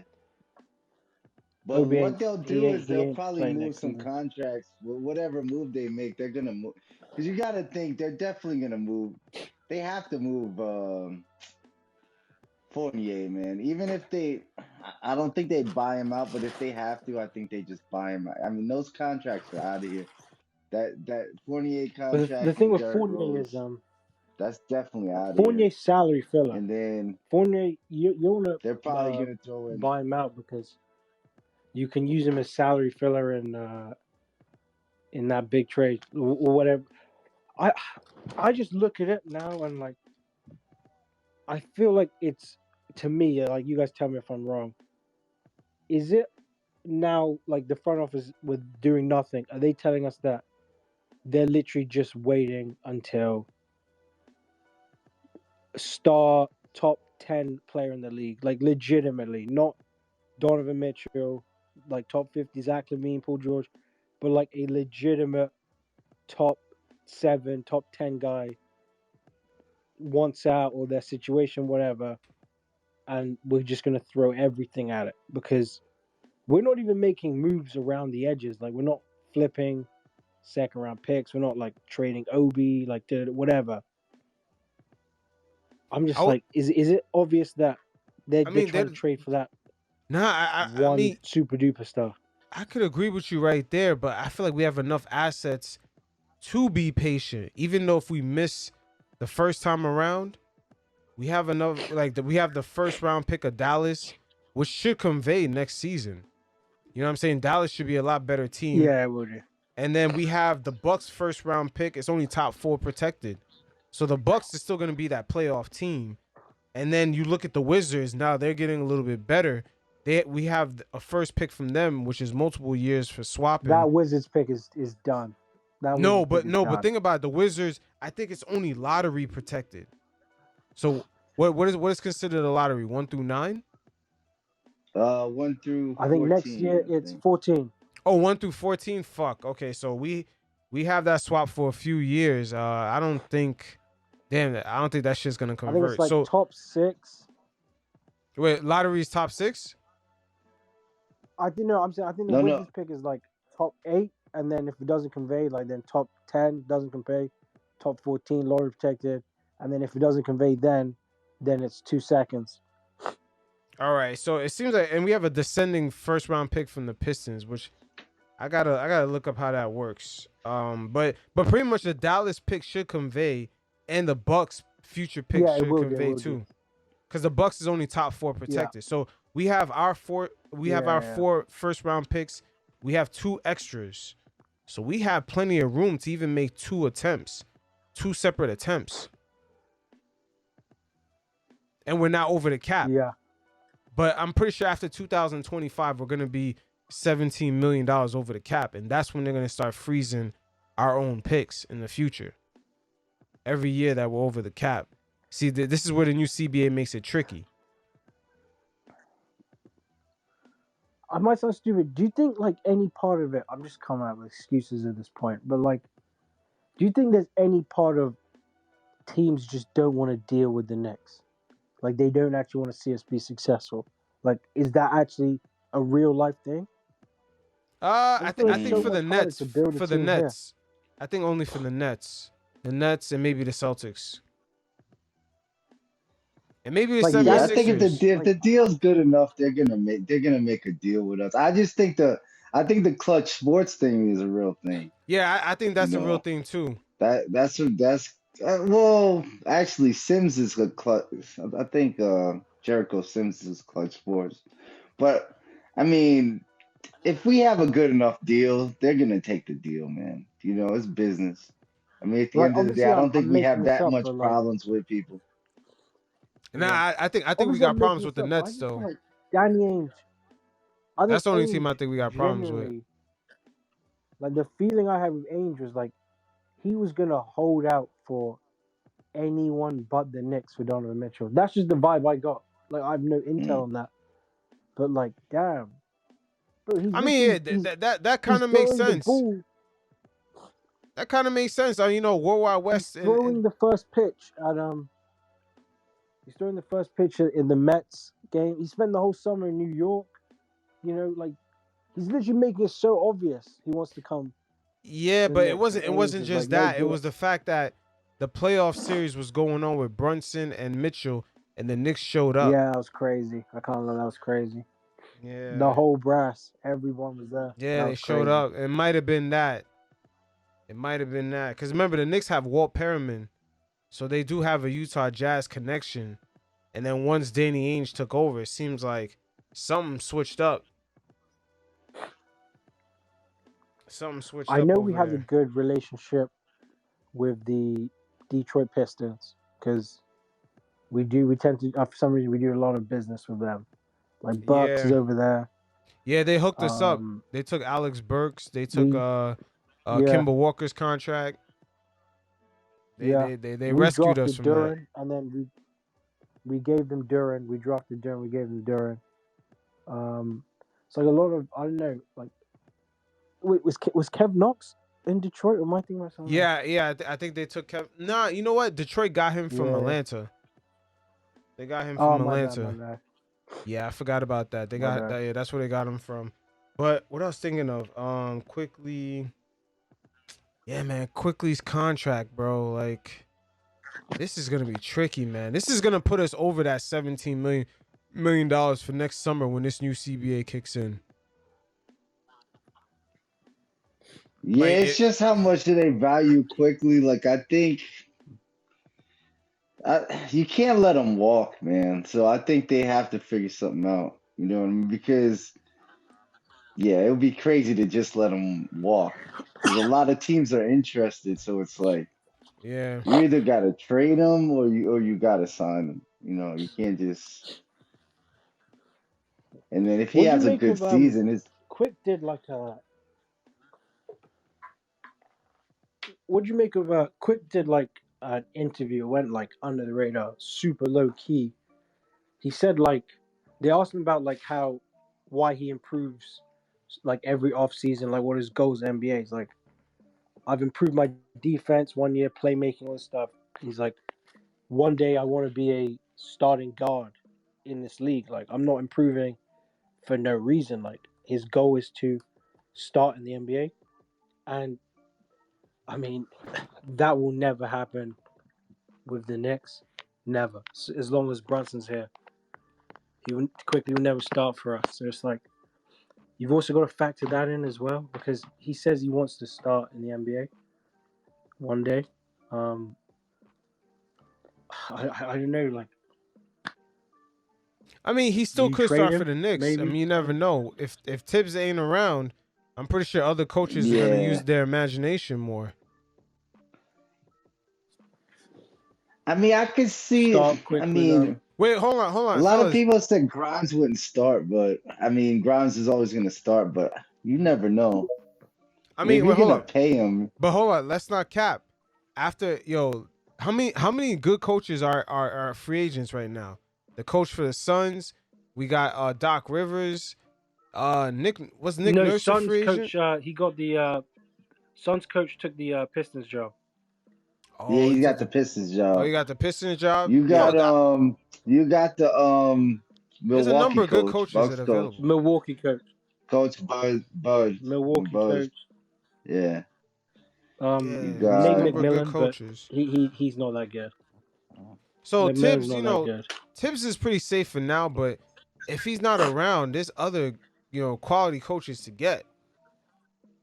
Because nowadays in the league, they fire coaches 1 year after they win a championship. Or go to the NBA It's finals. insane. Yeah, which is crazy. That's the new normal now. Nick Nurse is out. The Suns coach is out after going to the finals. They fired the Bucks coach. It's crazy. And they fired another coach. I forgot. They fired another coach too that recently went to the championship or some shit or Western Conference Finals. Maybe Doc Rivers. I don't know. But they're letting guys go, man. It was Nick Nurse. Bud. I think he's a two-time. It was Nick Nurse, the Bud was Bucks a two-time coach of the year. Nick Nurse was coach of the year. Yeah, Doc Monty Rivers, Williams, two-time coach of the year. Monty Williams. Yeah. Yeah, they're letting guys go fast, The man, Cleveland nowadays. Cavaliers drafted Imani Bates. It's interesting. He was projected to go Did number they? one like 2 years Did they ago. get Bates? Yeah. So they I can wonder finally who we stop got. playing Okora. Because Okora is trash. I don't know, man. I think on the right team, it's just I don't know. He just didn't really pan out for them. It's almost like we with just us with left Obi. him wide open. Yeah. We just left Okora wide open. He didn't want any part of that series. Yeah, it's real tough. Like the Knicks man. couldn't even take Imani Bates at 49. Like you couldn't get in the draft at 49. Yeah, but we don't I have just to make a feel move. like We don't their have guy. to make... They're Go gonna ahead. they're gonna do the undrafted thing, man. And I know people are like, oh well, we just gotta see what these players look like, but I don't think they really had that definitive guy. What was the guy? I think Shepard or whatever. I think they were looking at him when he was off the board. They're just not gonna. They're not the type of team to just be like, let's get a guy to get a guy. It's either like he's on their board and they wanted him, or they didn't. And then I think the scouting department is good enough to find like undrafted players, because this was a good draft. So you got some undrafted players that could have been somebody they were actually targeting, or somebody they worked out already. You know what I mean? That's a good point. I mean, don't get me wrong. I'm definitely upset we didn't get anything out of this, but I just don't feel like they really had a player they kind of and that you're just keen not to helped friggin' with the fact that you traded the pick, your own pick, in the Josh Hart trade, lottery protected, because probably at the time you're like, we're gonna get Dallas's pick 13th or 15th. Like it's pretty certain. And I mean, what Dallas kind of did was disgusting. Like, yeah, they if really we had they screwed us up. if we had the 13th, 15th pick right now, like they would definitely maneuver off of that shit, do something. So. And who did Dallas get? They got Chris Murray, right? Yeah, that's what they I got. think they got Chris Murray with the pick. So that's Was it Grady that's Dick? old boy's brother. No, Keenan Murray's brother. I think Dallas traded. Did they take him 12? No, I the want to Murray say, brother was let me taken see. 23rd. Dallas Dallas had the took 10th Derek pick. Lively at 12. Derek Lively, that's it. They had the 10th pick. They drafted Casey Wallace and traded him and Bertans. They got off Bertans' Oh, money. for Lively. Yeah, and they moved back to 12 and got Oh Lively. no, that's what. No, I didn't mean Dallas. My bad. I meant for the Josh Hart pick. My bad. The If the Knicks Blazers. I want to say aren't signing, Blazers. the if the Knicks Blazers got Chris Murray. if the Knicks aren't My signing any bad. undrafted free agents, that lets you know they weren't interested in adding rookies to this team. Period. Like it's not even like we could dwell on the fact that they didn't have a first round pick, but if they're not signing anybody, then that gives you they had no. I mean, let's be realistic. What was that person going to play? Yeah, but I I think hear they're what you're definitely saying. gonna draft some. They're definitely gonna sign undrafted players 'cause just to fill out that summer league team. I mean, who's really on that summer league? They'll probably have Keels. Isaiah If I'm Roby. McBride, I don't think McBride needs to be on that free. There's a couple At players a that on the certain point, you don't Westchester need to be Knicks. playing summer league. So I don't even know how they I fill out agree that with roster without getting somebody. I agree. If the roster stays as is, then there's no point in drafting a young player because he's not going to get any games. Some players on our roster already don't get games. So I Yeah. agree with that. But if you're going to trade, like put RJ and package, OB package, quickly, whatever, for whoever, right? They're For not trading Mm. super RJ. expensive players, like just random names like we've heard, Cat, Paul George, Levine, whoever, right? Then if the roster gets expensive, you're going to need talent on young rookie contracts that They're not can trading RJ and get the better during that time. Immanuel So Quickley has a lot of value right now. Oh yeah, no, no, everybody. quickly does. Quickly has a lot of value. That's What what's I'm holding saying is, back the Clippers trade. what Because I'm the saying Knicks is, feel if if they're you're giving gonna them, put Quickly in a package with RJ for, let's say, like they're star not X, trading right? RJ, bro. They're not. That's not like No, are no, we no. adding I'm just saying, RJ? for example, Nah, like he's just giving a I'm just hypothetical. saying Hypothetical, yeah. hypotheticals. Like it doesn't even have to be RJ. Quickly, Grimes, whoever it is, Randle, whatever. And you're going to get more expensive as a team because that star you're bringing in is obviously on a max, super max contract, whatever.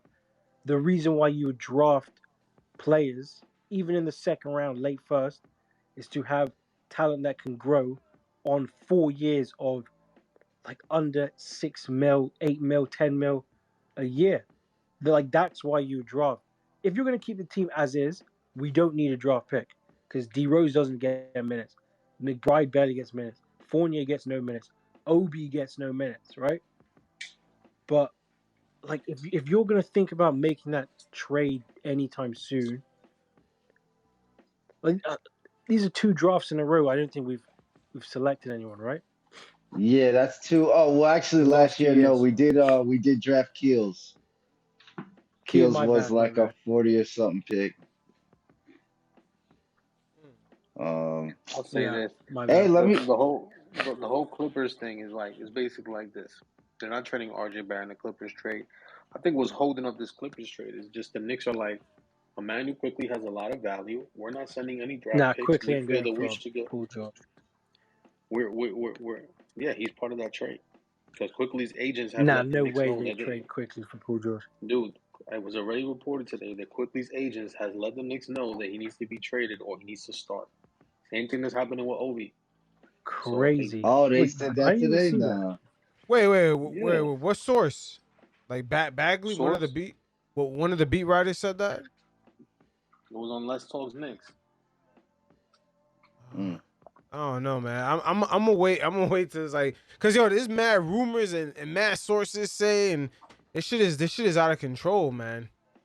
But Nowadays. it is believable though because Yeah, Quickly was in the running for 6 man but hey, and he's a two-way today, player. but I'm gonna tell you this today. There's audio also of Obi Toppin talking to Tibbs, but no beat writer even mentioned it.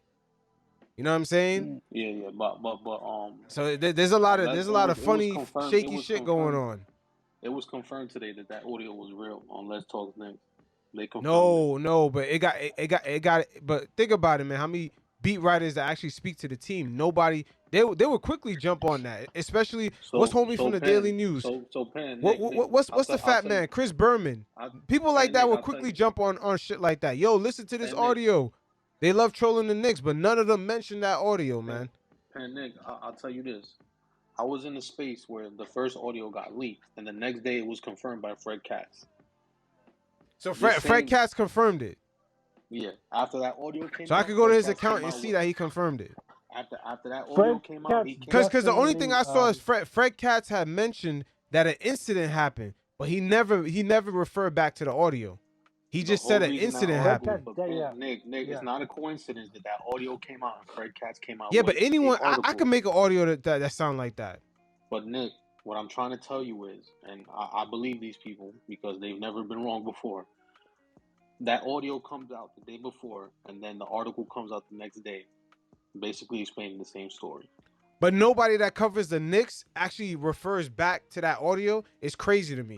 An audio like that will go viral for Fred Katz, Bagley, fucking the fat man that trolls the Knicks from the Daily News. They would all mention that. Mark Berman's retired, but yeah, I hear you. But but no beat writer made reference. They all talked about the argument, but none of them referenced that audio. That's pretty strange. They don't need to because one, from what I'm understanding, the video rights were both for that audio. That audio wasn't supposed to come out. That person literally got a burner account to do that. And Ian Begley actually referred to this incident during the playoffs. Yeah, but he referred to the incident. But how come he never attached the audio to the incident, bro? That's what I'm saying. Like it would make more sense. They don't have to do that. They don't have to do that, bro. The fact that the audio is even leaked, and actually Fox News even released a report today. But we in the era of TMZ, man. TMZ Sports ain't mentioned it. Nobody mentioned it. Breaking news. That shit is weird. Lonzo Ball is out for next season already. Damn, already? Yeah. What? I'll tell you this. The person said, I was in the space when the audio leaked. That person said that he was paid to not release the video. That's why he only released the audio. And then not only that, the next day he came back in this space and he actually took screenshots of the video of Obi rushing Tom Thibodeau and Rick Brunson getting in the middle. So I'm gonna tell you that I seen it with my own eyes, bro. Yo, bro, let me ask you this. Nobody screen. Yo, you got pictures of it? Put it on the chat. I don't have the pictures, but they out there. Yo, bro, quick question. All right, I'll check it out. Was that tape leaked by Nick's side or Obi's side? The guy came in and basically said he's part of Obi's team, and the second audio was leaked by Obi's team too. Cause maybe he wants that trade now. Yeah, he wants to. He made it. He can't come back after that, man. They gotta get rid of him, but he's getting 8 minutes a game. Listen, I don't blame him, bro. And like he's never said a word to the fans about like any of the shit. He's kept it all in house. He's kept it all in house, but he should have never broke down like that, man. Like honestly, he done it before. He done it in the playoffs when he tried to fight RJ. Yeah, he did try to get on RJ. Yeah, but Obi gotta have his agent talk for him, man. If he feeling type of way, he gotta have his agent talk for him. That's the proper way to handle it. You know how we get, bro. We don't give a fuck about shit. Yeah, he just got. I feel you, but yo, homie got millions of dollars on his line. You know what I'm saying? He got his family generational wealth on the line, bro. It's bigger than him. You know what I'm saying? Yeah, but I think that's why he's paying that agent. Yeah, Russian Tibbs is crazy. The only reason Russian Tibbs is crazy. It's not crazy because players do that all the time. Jimmy Butler did it. I'll say this: the only reason this is getting hyped up is because the draft was around the corner, right? The Knicks had no first round picks. The Knicks just went to the second round, and they need to make a move. So obviously, this happens all the time. Look at the article from about Clutch Sports. That's getting hyped up. We been knew that Leon Rose and Clutch Sports don't fuck with each other. It's basically because Clutch Sports is using the fact that Leon Rose is the president of the Knicks as an opportunity to do some corporate espionage, make CAA look better than what they are. You gotta understand, CAA represents 148 NBA clients, while Clutch Sports only represents 38. So it's more, but there's more going on there than just Oh yeah, definitely, for you sure. For sure. they trying to play those games. If you've seen the show Rabbit Hole, you know how this shit works, man. They just trying to take away some clients from CAA. But what I'll say, man, it's Knicks for clicks. That's all it is, man. It's Knicks for clicks, Yeah. and unfortunately, Hey, one thing, yo, what do you think about this Damian Lillard? Like now that they got Scoot, like what are they gonna do? Like, I'm I sorry, saw are a they really Blazers report. gonna gotta keep grow. Listen, Scoot with I Damian saw. Lillard? That don't really make sense, bro. Listen, Blazers I gotta saw. grow a pair of balls and I, tell Dame I to get the saw. I fuck out saw. of there. No, but I saw a report. Right after. And this is why I don't really look at the reports because, as you know, shit always leaks that they don't want to leak because you got to understand, reporters are always going to work on behalf of their team that they're the beat writer for. As much as we don't agree with that, that's what they do. Mark Berman was different. Mark Berman, he was on his way out, so he turned up on his way out. He's retired, right? So he turned up a little bit. But even him, he's even helped the Knicks. That's why he exposed the whole. After Stephon Bondy released that article, he kind of like put more details into it. If you want to check his Twitter, he talks about it. What I'll say is this: he's basically said that he's giving them a week to figure out what they're gonna do. So. Listen, ain't nothing gonna happen from here to a week. Is when things are gonna I think the dominoes are gonna fall once Damian Lillard gets traded. You're gonna see what happens. I still think there's a chance that Paul George ends up with the Knicks. The thing about the Zach LaVine situation is that the Knicks weren't even interested in having trade conversations today. They were actually focused on Paul George. They've had conversations last year's trade deadline, but I think it just came up again. And I think what happened with the Bulls is the Knicks wanted to fleece the Bulls. The Bulls wanted to fleece the Knicks, so they released that article. You know what I'm saying, to make the Knicks look bad. I mean, there's a Knicks tag. That RJ OB Quickley Grimes thing, whatever it was, for his Levine. Is that what you're talking about? No. The Knicks, basically they wanted RJ, and the Knicks don't There's believe some that. disgusting trade for Levine. It didn't make any sense. Yeah, That's how it they're goes. crazy. They're out of their mind. But the Knicks, I think the Knicks, if they become patient, look at all these moves that happen. There's not going to be a lot of teams that are going to be trading for Paul George. I mean, like the Wizards did their thing. Boston already did their thing. The Mavericks did their thing. I mean, there's not a lot of options out there. The Knicks are probably the top option right now, and I don't think Oklahoma is going to make a trade this offseason. They're probably going to ride it out, see what they do with their young core this first season, and maybe next season. I think Oklahoma wants to try out what they got. So I think the Knicks are right now, they're in a good place. Honestly, but that's two things. If the Knicks don't make a move this offseason, that front office needs to go. That coach needs to go. And James Okay, let Jones me needs to. ask you this, bro. Let me ask you this. What is more important for you? Like the Knicks make a move? Okay, no move or a bad move? I think the most important thing for the Knicks is that Leon Rose has been here for 4 years. He went and signed Jalen Brunson last year. He's 1 for 1. Go ahead. Which is the greatest. No, actually, he's 1 for 2. Signing. 1 for 2. He's 1 for 2 greatest because free agent the signing Evans signing is fucked up, but he's 1 for 2. The greatest free agent signing in the history of the Knicks. The Evan Fournier signing was trash, but I don't believe that was that Leon or was that No, that was Leon. That was Leon. Okay, was that okay? He signed Evan Fournier. That was a thirsty move. That was the only bad sign he really had. But what I will say is that they made it to the second round this last year. They have to make a move because if not, if you don't make no move going into the season, and it's not because they have to acquire somebody. They even have to create space for players. Like if they're serious, the thing is you cannot keep Obi and Quickley this year if they're disgruntled. You know what I'm saying? If they want to start, if they want to have a bigger role on this team, you're gonna have to make some decisions. That might mean that Grimes might not be able to start at the 2.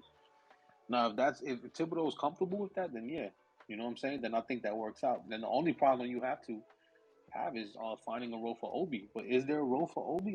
No, there isn't. Nah, I think that ship sailed, man. Like I hate to say it, The but thing with Obi though, which I is don't kind of think Obi's interesting, gonna be here.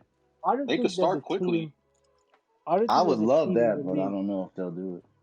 They I could don't they think could there's a run team in Jalen the and Quickley. league that Obi Toppin would start for. I think quickly there are a lot of rosters he would start as a guard. I don't know a single team in the NBA Obi Toppin would start power forward for. Nah, I I think don't think Obi there is. will.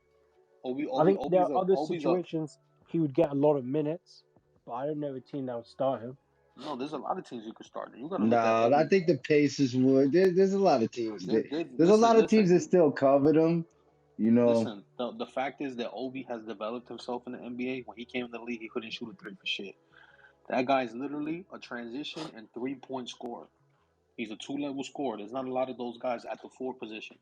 He's a two-level scorer. I mean, compared to Julius, who's a three-level scorer because Julius can create his own shot. But yeah, there is a lot of teams that Obi can slide into a team that has a bunch of shooters. You know what I'm saying? And he can start, guys. He's very skilled He offensively. That's can. not. I'm just saying like right next season.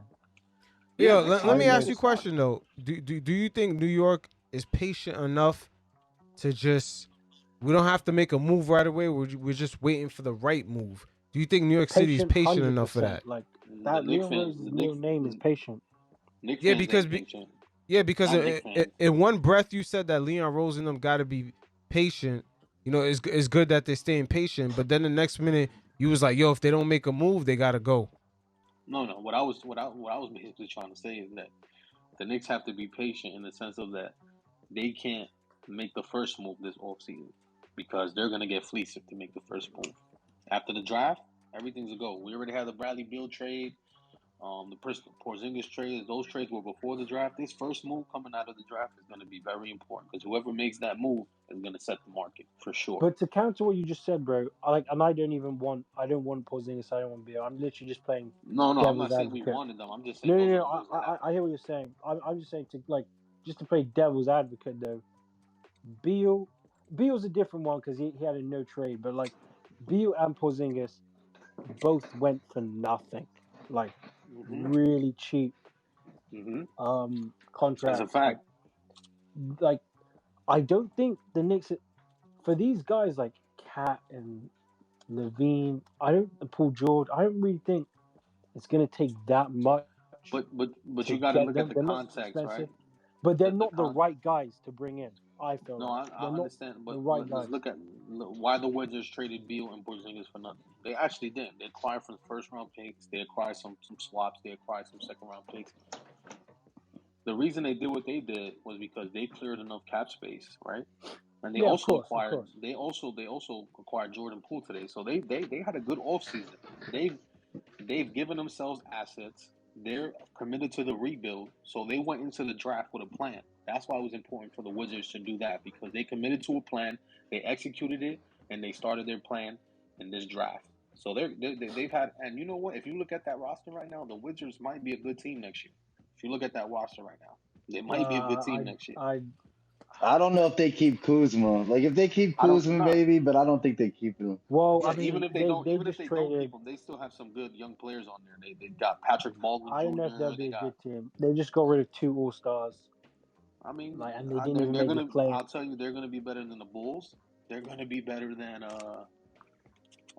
They might be better than the Hawks because the Hawks haven't really added anything other than Trey Young, DeJounte Murray. I mean, you look at that roster; it's not a bad roster. They got a lot of pieces. The I will Wizards say they they didn't might make the be play-in tournament this year. the Wizards. Wizards, yeah, they didn't make the They play-in. they could. I know, but coming next season, they might be in a position because if you look at their roster, they have a good roster, guys. They don't have to. They're not Like like a Killian championship Hayes, Demi contender, but Avdia, Jordan Poole. It's that I don't know. I don't really like them as players, but I might be wrong. they have some good young players. They got draft picks. So, what I'm saying is this: Leon Rose has to make a move this year because one, he just had a lot of like a couple years ago. Remember, guys, when we had Nah, but Lakers. hold on. The way you We, just said it, it comes from like desperation. He has to make a move. Like we're not no, at a desperate position. just because you have to make a move doesn't mean you're desperate. It just Nah, means it that sounds like you're desperate. We're not at that position no more. you Us Knicks cannot fans could listen. back out of that position. But We what are no happens if that longer move? in the, hey, we got to do something. We got to get rid of everybody to get a star. We're not at that position no more. They don't have to But get what rid of happens if that everybody, move guys. is a bad move? They That's don't a have to get fucking rid of bad move everybody. too. They don't Like, have what to get happens rid if of everybody. Like, what what is happens this if thing the about? move Like, is a why bad do move? Knicks fans? Why do Knicks fans? Every time we're talking about a trade, they think that they have to get rid of everybody. It's not. No, that like there's this fear. But Like, no, no, you don't nobody have to. here is saying that. We're saying we could develop and we could wait for the right move.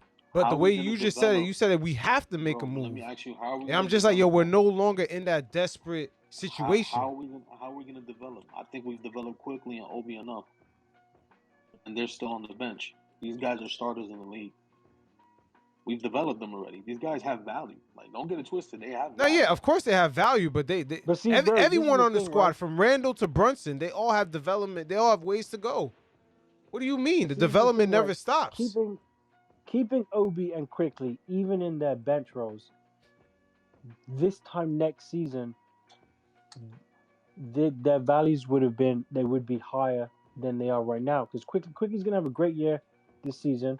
Obi's gonna But improve you on. guys are looking at it from the aspect of like what you want on the roster. You're not also considering the conversations that are going on between players, agents, and the front office. So whether But you I can't want to really keep, consider stuff like that because you I have mean to I'm not in consider that. those. That's part of that. I mean, we can't No, just but what I'm talk saying about is like like this isn't 2K. You know what I'm saying? Like no, I this hear is what you're real saying, life. but like it's a lot of it's all rumors. Like you don't know what's true. Like I can't really consider because I'm not an insider. I don't know anything what's going on. Like, I'm just gonna be going based off like what's good for the team from my perspective, and I'm not gonna trade Quickly and Obi just for the sake of we have to make a move. If the right move's not there, I'm gonna keep on to these guys. If there's a move at the trade deadline next season, then fine. But Yeah, I'm not I just trading. don't. I'm I not Yeah, think trading there's you for gonna no be a lot reason. of players available. Like so just say like Dame's available, which I think Dame's is gonna be available in a week. The You Knicks know, are not that's trading for gonna Dame. happen. I know, but I'm just saying that's gonna be the first trade that probably happened. Then you're gonna have Towns available. I think Towns is out of Minnesota, so they have to make some type of play. Like Paul George ain't gonna stay on the Clippers. Somebody's gonna pick him up. So like. But or see, in Hey, my even better, fellas. we're not forced to do anything, but we kind of gotta be ready to make a move once No, like of course we gotta be ready to make a move, but things yeah. change during the regular season. There's gonna be teams that are on the way to competing. Maybe they want to get deeper in the playoffs. They want to make one or two changes. Then we could start making moves if there's a play to get rid of Obi, etc. There's gonna be things in play during the regular season, but right now we're not in no situation where we're desperate. Hey, let's make a No, move no, no, now. no. I don't know. No, I don't think we're I'm desperate. just I going just back think to Christian's point. Listen, the reason you have to make a move in the off season is because a lot of things can happen in the regular season. Injuries, all those type of Exactly, things. which So gives when you us get more to the leverage. and it could also give us no leverage because if Immanuel quickly Obi gets hurt during the regular season, you have nothing going into the trade But deadline. once again, So that's when you thinking guys from like a point of desperation. but We're like not at those are that like speaking from a point. point of If desperation, Obi gets guys, injured that's during not the regular thinking. season, then he Guys, gets injured. But if there's no play that's right if now, we're Dame not gets gonna get rid injured, of then him there's right no now. play. Listen, If there's guys. no play, the regular I season didn't even understand. start yet. I understand what you're saying, but no, like making a trade at the trade deadline versus making a trade at the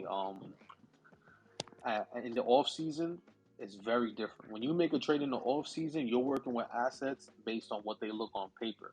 When you're making a trade at the trade deadline, you're making trades based on what you actually have.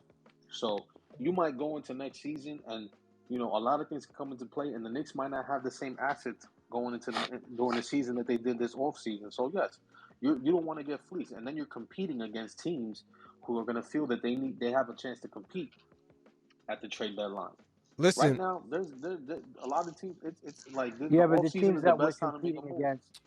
the teams that we're competing against, we have 10 times as many picks as them. So I don't really think that matters. There's yeah, only three I teams mean, in the league that have more picks than us. So the yeah, pick stuff, I Chris. don't really matter. Like trading for, I just feel like some of the names that are mentioned, like some of Dame, I don't want as much as I love him. I don't want him anywhere near my Knicks team. The Facts. Knicks are not Cat trading for is the Dame though. same. Like I get that. Like I get it would be like great for us to make a move.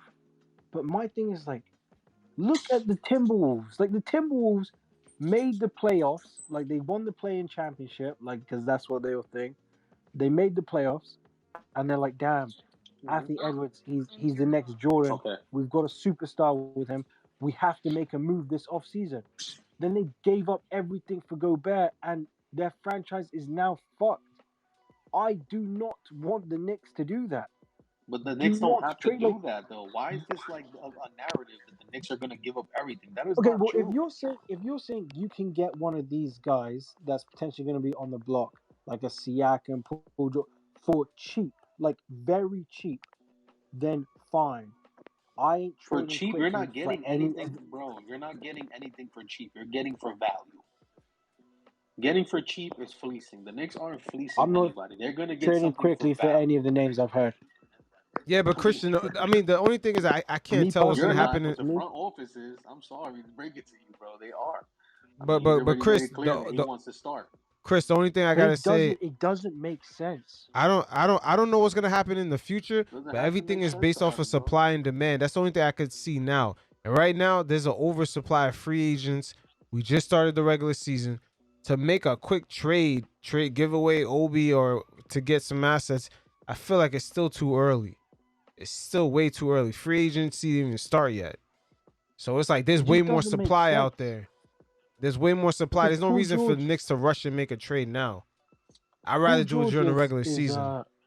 Paul George is 33. I just don't think they're gonna wait that long. I They're can't see not them gonna waiting wait to that the long, regular bro. season, man. They're It's not just doing too that, many. bro. There's too many. Like I That's said, the thing. even if you Like, want to say like we don't go after Dame, they're definitely gonna go after Towns if he's available, and I think they're Towns is gonna, gonna be. And they're then you the Knicks were thinking. The Knicks want to get Paul George because it allows them to compete for the next 2 years. And in the next 2 years, we all know Donovan Mitchell is going to want to come to the Knicks. And then Paul George is not. The Knicks don't expect Paul George to sign an extension in the next 2 years. That is the whole idea. The Knicks want to compete. The Knicks don't want to go into next year with the same team that they have without a third option and get bumped out in the first round because a lot of those teams are getting better. Miami's Call going to me get better, crazy, guys. but I actually think the move is Giannis next year. That's what I believe. Yeah, the Knicks are not Um, getting Giannis. that He does. genuinely that's what I believe because Chris The Knicks Middleton is a ruined free agent. the Knicks ruined their relationship with Giannis How so? when they This is what a they did to new his brother.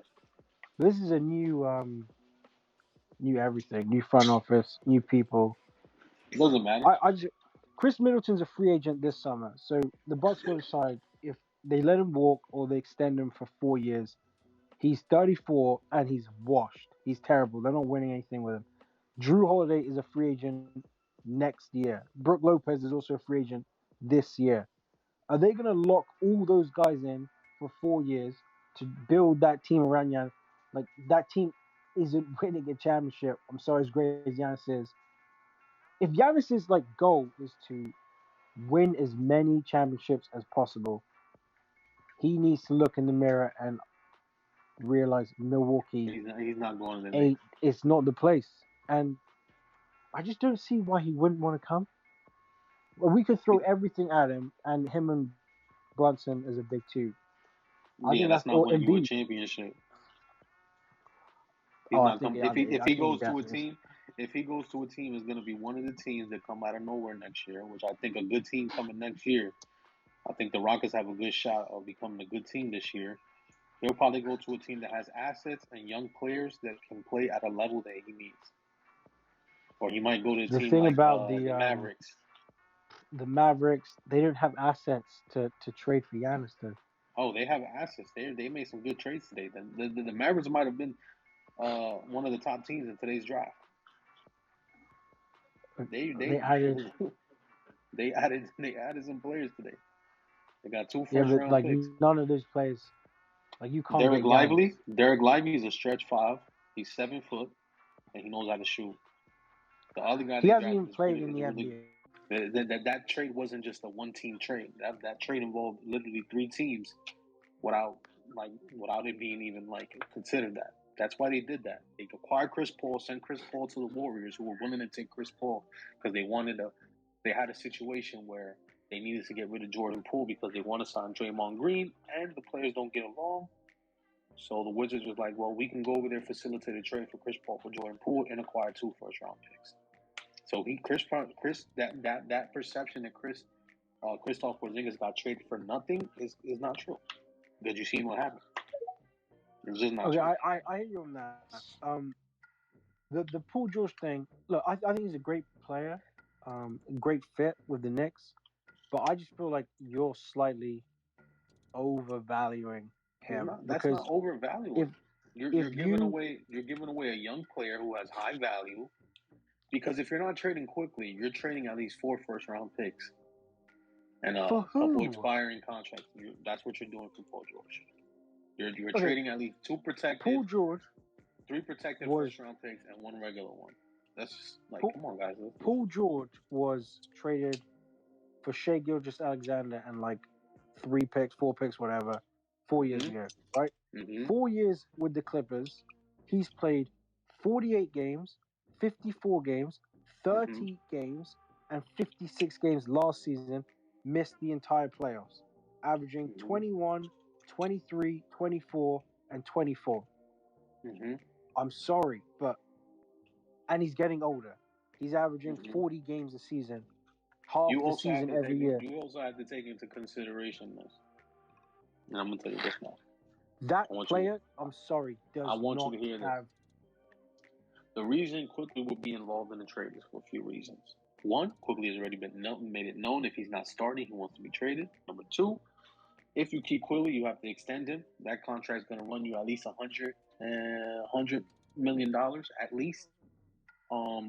Three, you don't want to give up your first round picks because if you go acquire a star or another option for this team, you want to have those first round picks to supplement this team whenever you need to find a role player for this team within the like Knicks don't want to part with their picks. Knicks know exactly what they're doing. They're trying to get a value. Tantrums and shit. Like, no, but he's gonna Nobody, he's gonna be. he doesn't need to throw a tantrum. He already stated. Yeah, he may have He's stated, but what I'm already saying is, stated. if Leon He Rose doesn't need says to to throw him, a tantrum. but if Leon Rose says to him, "Listen, Quick, we hear you. We haven't found a good deal for you. We're gonna keep you coming off the bench." Quickly's gonna be a fantastic teammate and continue playing under the You Knicks, like guys, with his boys. guys, He's that's not not how gonna the throw NBA. tantrums. That guys, That's not Quick. listen. Everybody knows that there is a good trade out there. It's not the question about whether there's a question about whether the Knicks are going to overpay, which they are not. That is why if the Knicks were going to overpay, Paul George would be on the Knicks right now. That is not why this Right. trade is happening. The Knicks know what they're doing. They know what they're dangling out there. You know what I'm saying? They know that Quickley has a lot of high value, and on top of that, this whole Obi fiasco has come out, and the Knicks would like to get rid of it. Plus, he's not. Listen. The Knicks told Obi Toppin, if we can create a role for you on this team, you will play. But if not, we're going to trade you. That was the agreement they had. It's the same agreement they had with Quickley. But there's no way they're going to start Obi, Quickley, Randle, and Brunson, and RJ, and Mitchell Robinson, and Quentin Grimes. Let's be realistic here. That was the whole agreement. There's already been an agreement. If we cannot find you a role on this team that you are feel comfortable with, we are going to trade you. That is why the Paul George trade rumors. It's not even a rumor. First of all, from what I heard, Paul George actually let the Clippers know because the owner of the Clippers, Jerry West, basically told Paul George I thought it was Boma, and Steve Boma. the not the owner. I'm talking about the president. Sorry, Jerry West Yeah. basically told Paul George on the podcast that he loves both Kawhi Leonard and Paul George, but he cannot deal with 2 players who are never going to play at the same time. He can deal with one of them because even having one of them, you can always manage that. You know what I'm saying? Uh, that's what there's something as low managed, and he will not deal with both.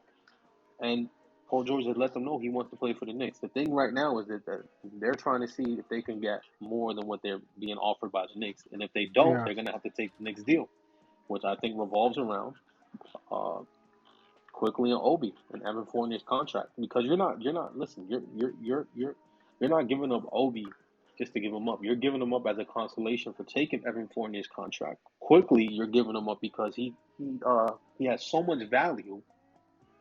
You don't have to throw 4 first-round picks. You might even just have to throw 1 unprotected pick that we acquired, because Quickly has a lot of value right now. And the reason Quickly hasn't been traded yet is because the Knicks haven't been given an offer for Quickly's high value, and the teams know Quickly has a lot of value.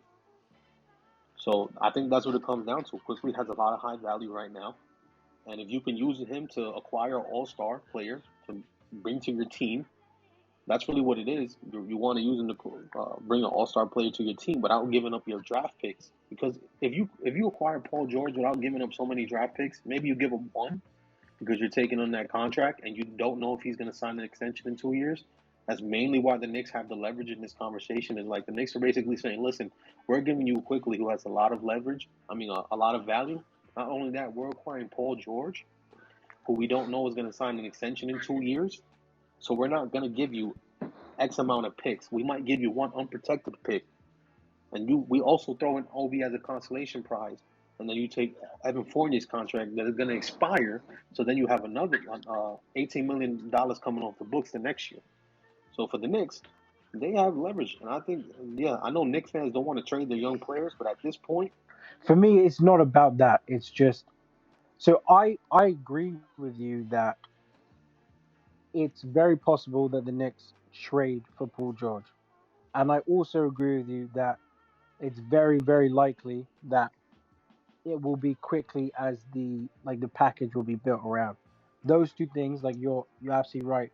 Those, like, just looking at it on the surface, are the most likely things that this front office will do. 'Cause I don't really think the front office really have loyalty to these players. They're just looking to build the best team. My yeah, thing is just me personally. I would not trade Quickly for Paul George. That's just me. I wouldn't put him in that deal. I wouldn't put Grimes in the deal. I wouldn't put RJ in the deal. It's not about. I'm not that. Oh, the Knicks talents are the best talents. Well, I'm not going to trade RJ for Giannis. That's not. I just look at Paul George. I'm like a guy that plays 40 games a season, missed the playoffs again this year, averaging 22 points per game. Like that's just not. Who's 33 years old on 50 mil a year. That's yeah, just not but it's 2 desirable to years. me at all. It's 2 years. And the Knicks, It's too, but it's just that's just not. I just don't see the point in that. In me the point is personally, that the Knicks want to compete. That's the point, and their fans like want them to I'd look at compete. I'd look at someone like on the Timberwolves. The Timberwolves got that wing, Jaden McDaniels, right? Hmm. The package you're talking about, quickly, Obi, point, whatever. I would go way more aggressive at someone like him who's No, that's 22. that's that right there is an overpay because he hasn't even made an All Star game yet. Yeah, but he's You 22 and the trades are not made based on potential DPOY. though. He's No, no, DPOY, no.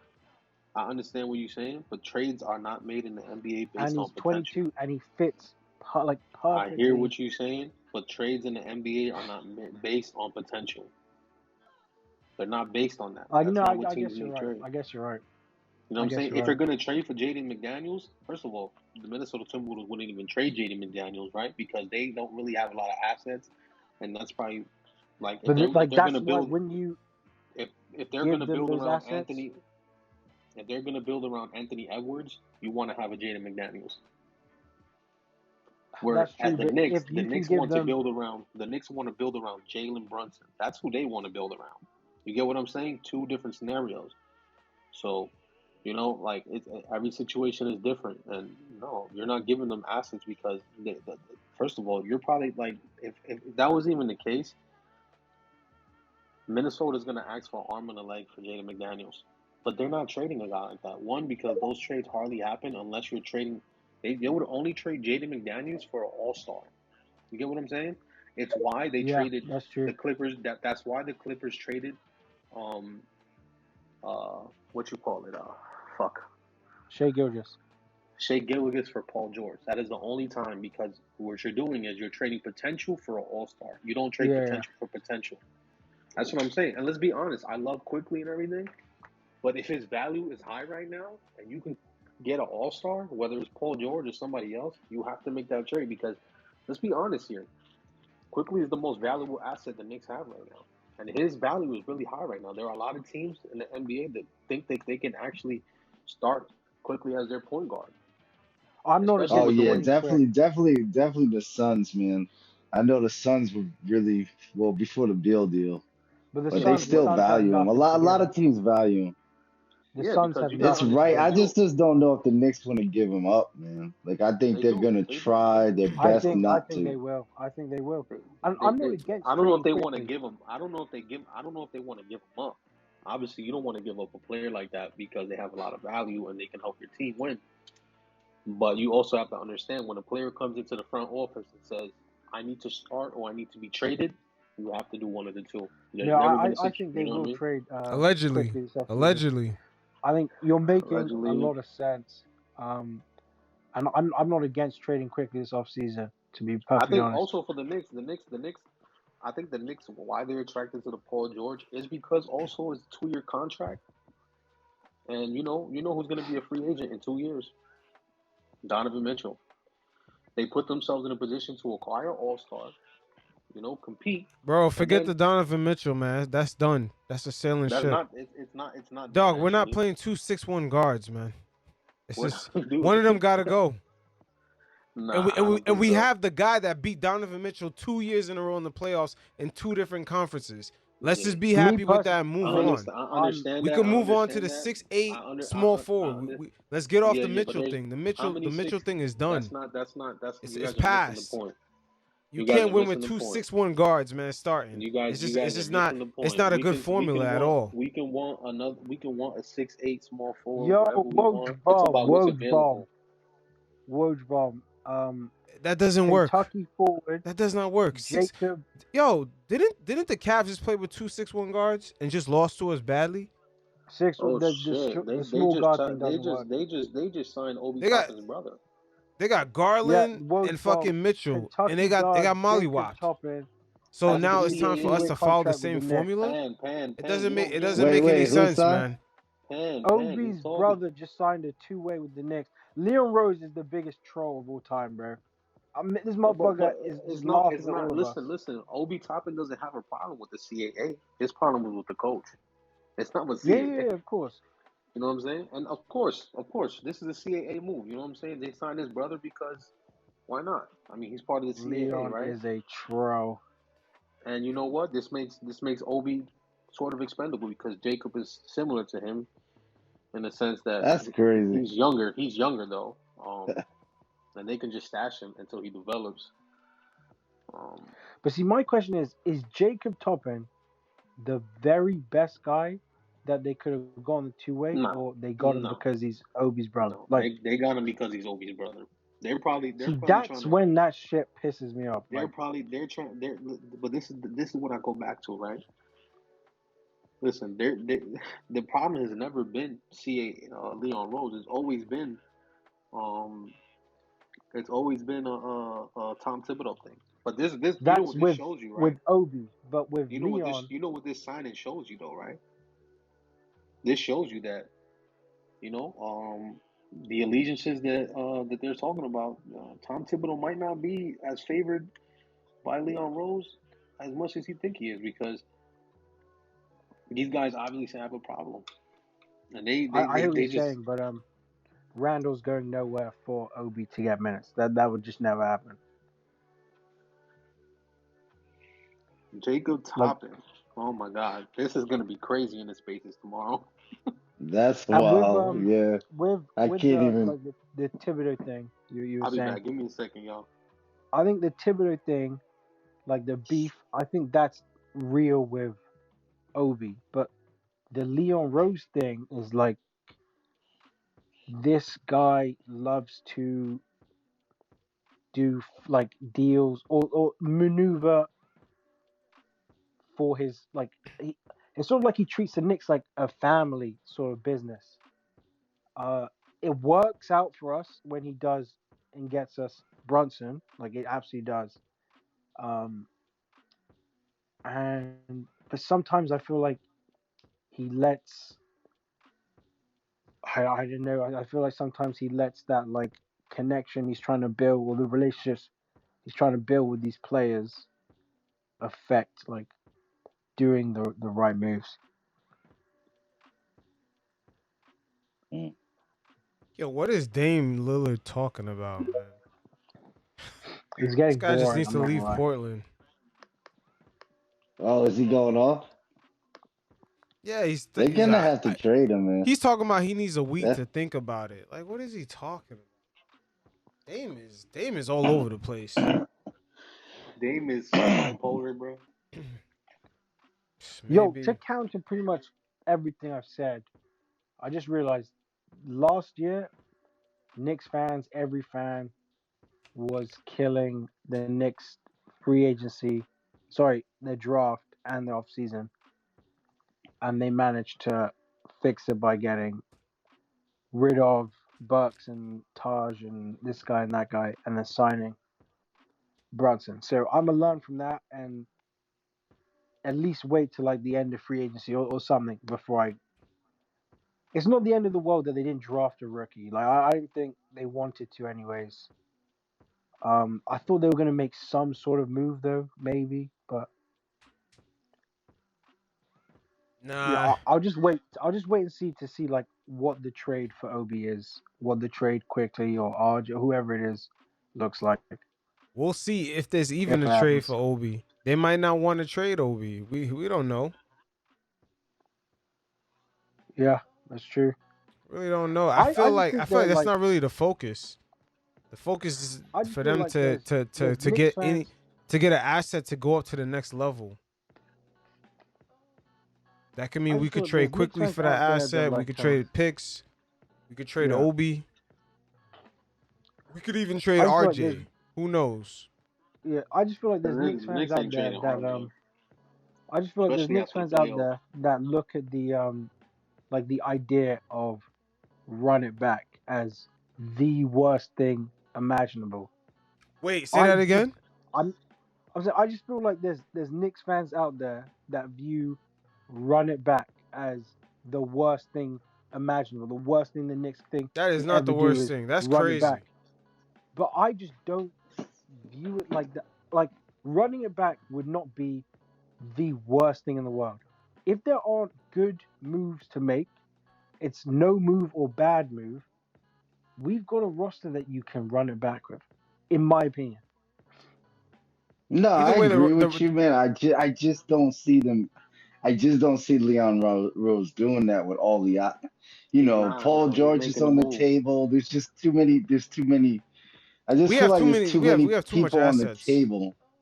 Like, and then But do once you this not care Towns, that he's 33?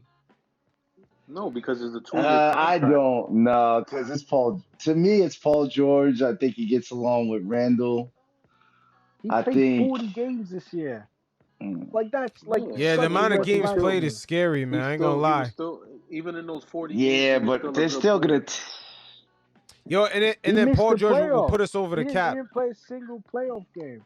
Yo, Like it all that's it's depends. If they could take Evan Fournier, they could take some money off our books. Then the Paul George trade will be straight. But it's like the Zion thing when they're like, oh, if Zion's healthy, he can be this kind of guy. Well, like, and that's why we should trade for him. Well, the whole point is like, if Zion was healthy, he would never be on the trade block to begin with. But That's was sort of the Zion same thing Williamson with like, but can I ask you a question? Was Zion yeah, Williamson an all-star last year?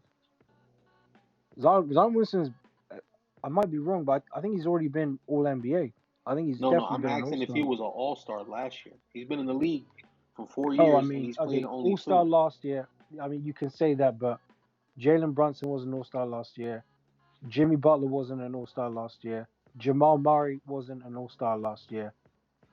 So I get that. I hear Paul George was probably an All Star last year, but there were some hitters that missed the All Star game. So I don't really look at that. I look at like the fact that he played so few games, and if he was always healthy and playing like Paul George OKC, Paul George Indiana, whatever, the Clippers would never entertain a conversation for Paul George. That would never be a thing I hear you, but the Knicks also have the depth where they can actually give Paul George the rest he needs to play a full season. with Tibbs. Yeah, but you think? Listen, Paul George. When you trade for a player, you know what you're getting. That's the whole reason why the Knicks have let the Clippers know, based on injury history, we're not overpaying for Paul George.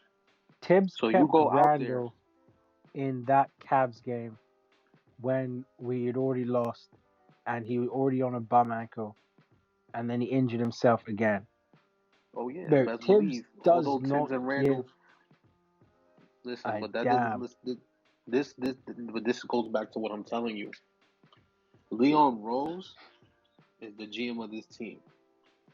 Although Tibbs is the coach, Leon Rose is going to do what he believes is going to help him keep his job. That whole signing of Jacob Toppin, that is not like you guys just like that's not like that. That's for a reason. They just Leon. That's basically the front office telling Tom Thibodeau, like, listen, I just want to let you know because remember, Tom Thibodeau and Leon Rose have never been like. Although that's his coach, it goes back to the whole Cam Reddish thing. They didn't agree on that. That's why Cam Reddish had to be traded for Josh Hart. They didn't agree on that. Yeah, So but like this when you say that's just an example of like Tibbs always has the final say when it comes to what happens on the court. well because you Like, don't want to show up. You don't want to publicly show up your coach. But I'll tell you this thing: if Tibbs cannot follow Leon Rose's direction for the franchise this year, you might see Tibbs not on the team by midseason, especially if the Knicks start off slow. Oh my God! You think Leon Rose is going to allow Tibbs to go to the playoffs and have a sucky season for the second time in a row? Hell no. He's going to get replaced. That's why Johnny Bryan is there. I don't know if you guys remember during the playoffs when Julius Randle was getting interviewed with a couple of the players. You know that they all mentioned Johnny Bryan as part of the reason why they've been successful. So like, and also again allegedly, but it was confirmed that because there was a rumor that Obi Toppin wasn't the only player on that team that had an argument, altercation with Tom Thibodeau that night. It was also said that it was Julius Randle. So there's misconception that Julius Randle and Tom Thibodeau, even though Julius Randle has said on podcasts that he loves Tibbs and all this thing, it doesn't mean like that Thibodeau has like this. I think Knicks fans have this idea that Thibodeau has this like authority in the Knicks. It's not really like what happened was he made the I playoffs think 1 it year. is. I think if you're just going off what's like what you've been seeing, like I think that Look, season, the Julius I'll tell you Randle, this: like if the Knicks didn't make the playoffs this year or the plan, Tom Thibodeau would not be here right now. see, I agree with that Oh point, yeah, he but would be gone. I would That agree. that's I agree Yeah, with that, but I definitely. think that's separate to as when Tibb is the coach, he is totally in control of minutes and rotations. Like Leon Rose is not. He never. of course, It because he's was the so coach. obvious. But what you guys It gotta was so understand, obvious. he's the The front coach. office What I'm wanted telling you is that the. I hear you. Go, bro, He's the go. coach. He's gonna have that. But what I'm telling you is that just because he's the coach doesn't mean he's running the show in New York. No, I I think agree, Leon Rose but just I just showed. think Leon Rose the just sent the the message to Tom Thibodeau like if you don't by signing Jacob Toppin, he's basically telling him if you don't find a role because this why you think the Knicks let that comment that go that they agreed with Obi Toppin if they don't find him a role on this team that they're gonna do right by him and trade him. Leon Rose is basically telling Tom Thibodeau either you're gonna play my guy Obi Toppin because he's a CAA guy and you're gonna give him a role on this team or you're out this door. That's basically what the Knicks are see, doing right now. listen, like that sort of thing. As long as Tibbs is the coach of this team, he does not give a fuck about any of that. And you just got to see like you just got to base it off what we've seen. And he's gonna be let go. He's easily Maybe, replaceable. maybe, but Leon Rose has no input. Like they traded for Cam Reddish, and it was the most obvious thing in the Of world. course. All the fans are screaming it. Whatever you think of Cam Reddish, You're me personally, I didn't think he was like listen. that good, I hear but it was you, and so again, I'm obvious gonna reiterate that this. you need to find Tom minutes for him. Thibodeau, Tom Thibodeau is He the doesn't coach. care. That, Well, I'm think gonna about that reiterate season this. when The GM does not. about that dictate season minutes. when that season was But see, I don't done understand. I and don't understand this Tibbs narrative. was I hear playing. you, bro, but I don't understand this narrative because again, we can say that Leon Rose does not control the minutes on this team. That is understandable. The coach does. The coach has Yeah, the final say. Leon Rose is not going to dictate the minutes on this thing, but the front office is always going to make moves as trigger warnings to the coach. You know what I'm saying? It's basically when they came into the season. You know, when Obi Toppin wasn't going to get minutes this season either. You know what I'm saying? But I listen, and if you go back to the reports, they disagreed on the Cam Reddish trade, so they went out and got Josh Hart. What I'm saying is, you guys, as long as Tom Thibodeau is the coach, he's going to dictate the minutes. That does not mean that he runs this organization. I agree That with is, that point, but like my point is the trigger warning shit that doesn't work on Tibbs. Like you have to well, if literally it get doesn't rid listen, of the. if he doesn't and if he doesn't work and if it doesn't work, he's going to get rid of him. I promise you, he's going to get rid of him if it Okay, that doesn't yeah, work. but what I'm saying is as long as he's the coach, like remember that season where down the stretch the season was done, nothing to play for, right?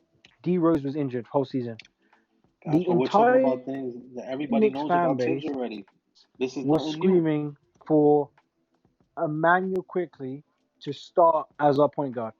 Tibbs ended the season with Alec Bucks as the starting point guard. Actual, I don't think Reddish was that good, but he never gave him a shot. He didn't care. Tib, But we're Tibbs not. doesn't. But this isn't nothing we When know though. We know this already though. if we trade for Paul George, right? If we trade for Paul George, right?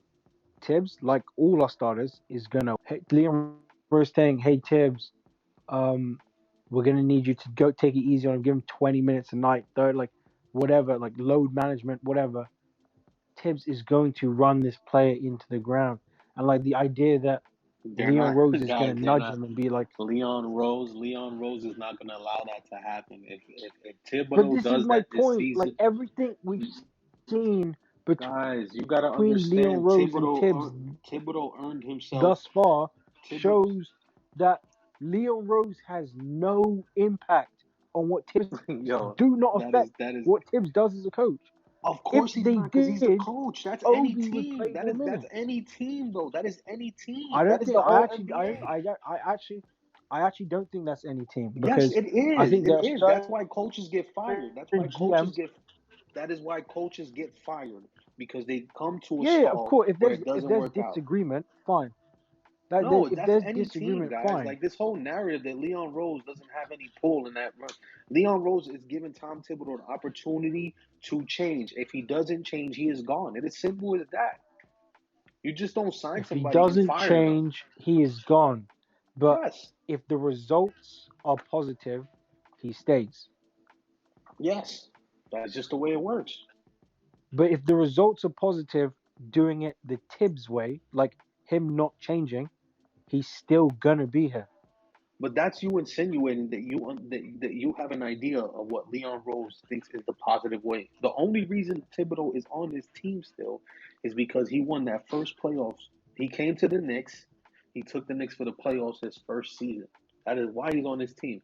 If Tom Thibodeau would have back-to-back bad seasons, he would not be on this team, guys. You guys have to understand. You I can't agree. like But you can't just fire a coach. That makes you look bad. You can't just fire a coach. You have to have a reason to fire a coach. If Tom Thibodeau starts off this season, the Knicks aren't going the direction that Leon Rose believes, he has a reason to fire Tom Thibodeau. There can't be an argument. Well, okay. it's like what happened. You But guys remember when Mike Woodson got fired? That front office got slack for that. They was getting flamed. I don't know if you guys remember that. They were so getting like flamed. the Leon Rose way, right, to you is That is giving Quickly and every Obi more minutes. the Is Knicks are that what you signing mean? over. Ooh, the Knicks signed an overtime elite player, guys. They signed. Is that what you Ooh, mean? What they they said signed. was that? They signed. I'm gonna put it right now. They signed Jalen Martin to a two-way contract. Wait, sorry. Let me Overtime get this elite. straight. Are you saying that if Obi and Quickly don't get like big time minutes next season, Leon Rose is gonna have a huge problem with Tibbs, and that could cost him his job? No, I'm telling you this: if they don't get the role, they're gonna make the trade. They're gonna make Thibodeau happy, right? And if Made that the trade doesn't for work Paul out, George, right? or for anybody that becomes available, if that Whoever, okay, doesn't work fine. out, if that doesn't work out, when Leon Rose lays down the hammer and fires Thibodeau, and he is asked on the press conference why he fired Thibodeau, he can say this. He's like, I went out there, I got players that I thought was going to help us win, and obviously it didn't work out, and we just felt that Tom Thibodeau was just not a fit for this team anymore. If the Knicks fire, regardless of what people might think about Tom Thibodeau right now, if the Knicks were to fire Tom Thibodeau right now, or even at the end of last season, the Knicks would have looked bad. Leon Rose would have looked bad. Yeah. This isn't like you guys got to understand like it's about you have to like when you're a GM, like when he's having that conversation with James Dolan, he has to look James Dolan in the eye and be like, listen, I did everything I could to help out this coach. I even traded away some of our young assets to bring an all-star player, and he still couldn't bring this team together to win games. So I had to let him go. And then he could have the argument. Leon Rose could look at James Dolan and say, I don't believe it's the roster. I believe it's the coach. We had three all-stars on this team and he still couldn't do anything. And we've had problems, and he can bring up all the situations where he traded for Cam Reddish, where the whole Obi altercation had. He can bring up all those things. That's what I'm saying. You guys gotta, there's politics to this, so you can't just make a move. You guys gotta remember. A lot of people forget when Mike Woodson got fired, there was a whole uproar about that. There was like Mike Woodson took the Knicks to the playoffs, and after one bad season, he got fired. That is why. James Dolan made sure that Tom Thibodeau came back that third season because he remembers all that slack that he got from firing Mike Woodson. They're not going to make that mistake again. I think Leon Rose goes out there, he does what he can. Either Tom Thibodeau is willing to give Obi and Immanuel Quickley the roles that they're looking for, or he trades for some assets to help this team compete. And if Tom Thibodeau doesn't doesn't make the wins or he doesn't follow the plan, he's out of here. It's just like that. Like Tom Thibodeau's not like he's bought himself time because he came in that first season and won a Okay, I, championship. I disagree with And that last part. I agree with everything you said, but I disagree with that last part. which part? But if Tom, if he doesn't agree with the plan, he's out of here. Because I feel like if he does his own thing and it works, they'll keep him. No, but the problem is that if Leon Rose trades for Paul George, the front office has already made it clear that the reason they're not overpaying for Paul George because of the injury history. If they go to Tom Thibodeau and be like, listen, we got this player because we know that you wanted this player on your team, but you're also going to have to follow this load management plan. And if he disagrees with that, they're going to have a big problem because if Paul George ends up getting hurt, right, after they went out there and got a player that Tom Thibodeau wanted, right, if Paul George ends up getting hurt because he's overplaying Paul George, Tom Thibodeau's out of here. That's what I'm telling you guys. Like, you know what I'm saying? And He even may if be Paul out George of gets here. even if He Paul may be George out of gets here, hurt, but what I'm guys, even saying if is, there's no way. This is okay. This is my point, right? Tibbs does what the fuck he wants, right? Whatever he wants to do, he's gonna do on the court, and that's not like my opinion. Like I've literally been sat. Like I live in the UK. I stay up crazy hours.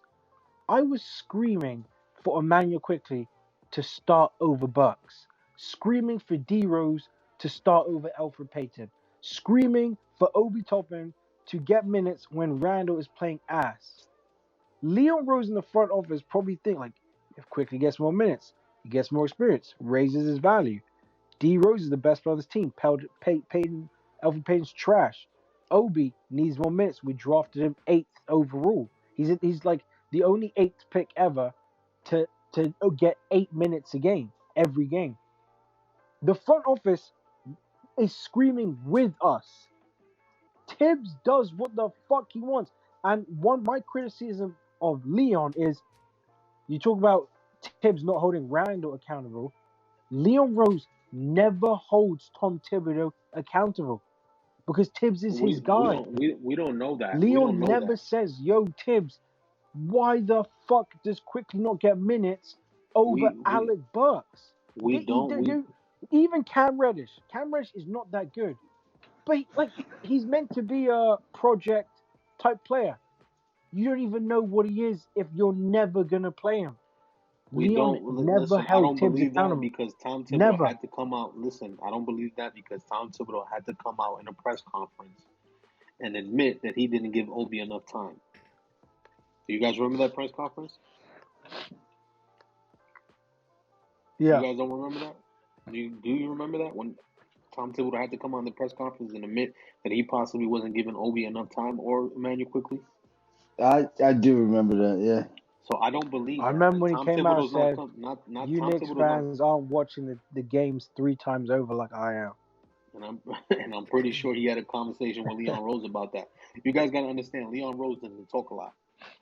Leon Rose is gonna make his moves, and depending on what Tom Thibodeau does with those moves is gonna depend on his future with the Knicks. Because even if the Knicks start off slow the next year and they fire Tom Thibodeau, that doesn't mean the Knicks took a step back. That means the Knicks took a step forward. I think, it's all about politics. You can't just fire a coach.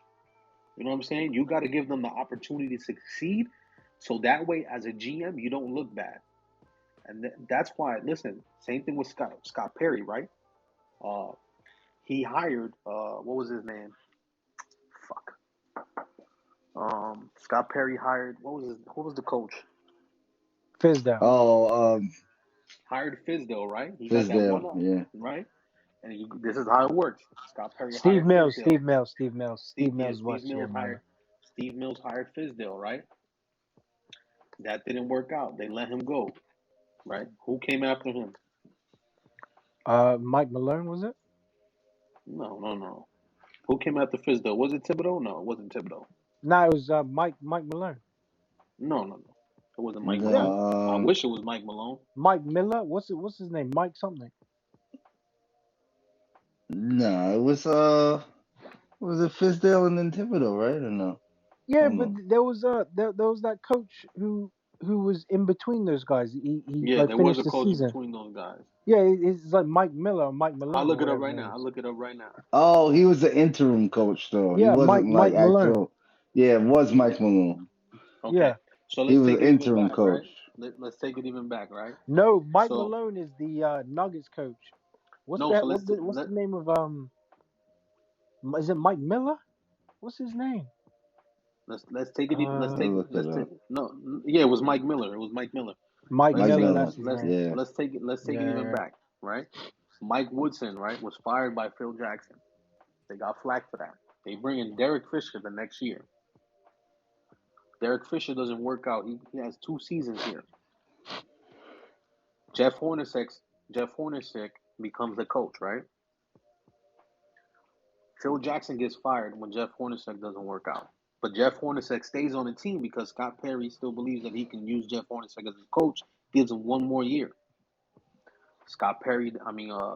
Steve Mills then fires Jeff Hornacek and then brings in David Fizdale. He only lasts 1 season. 1 season.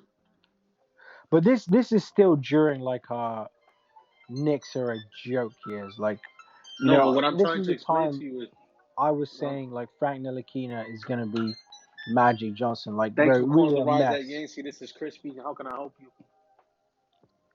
Okay. Yo, What I'm fellas, trying I'm what I'm trying to I'm what I'm trying ahead. to what I'm trying to tell you is It's that been real, but I'm ahead. Yo, safe guys. All right, bro. All right, yo. all All right, right, y'all. I'm about to head out also, yo. You guys stay up, man. Good talks. Yo, chef, stay up, man. Yeah, yeah, we'll talk more. Yeah, we'll talk more. All right, man. Be All safe. right. Peace. Peace.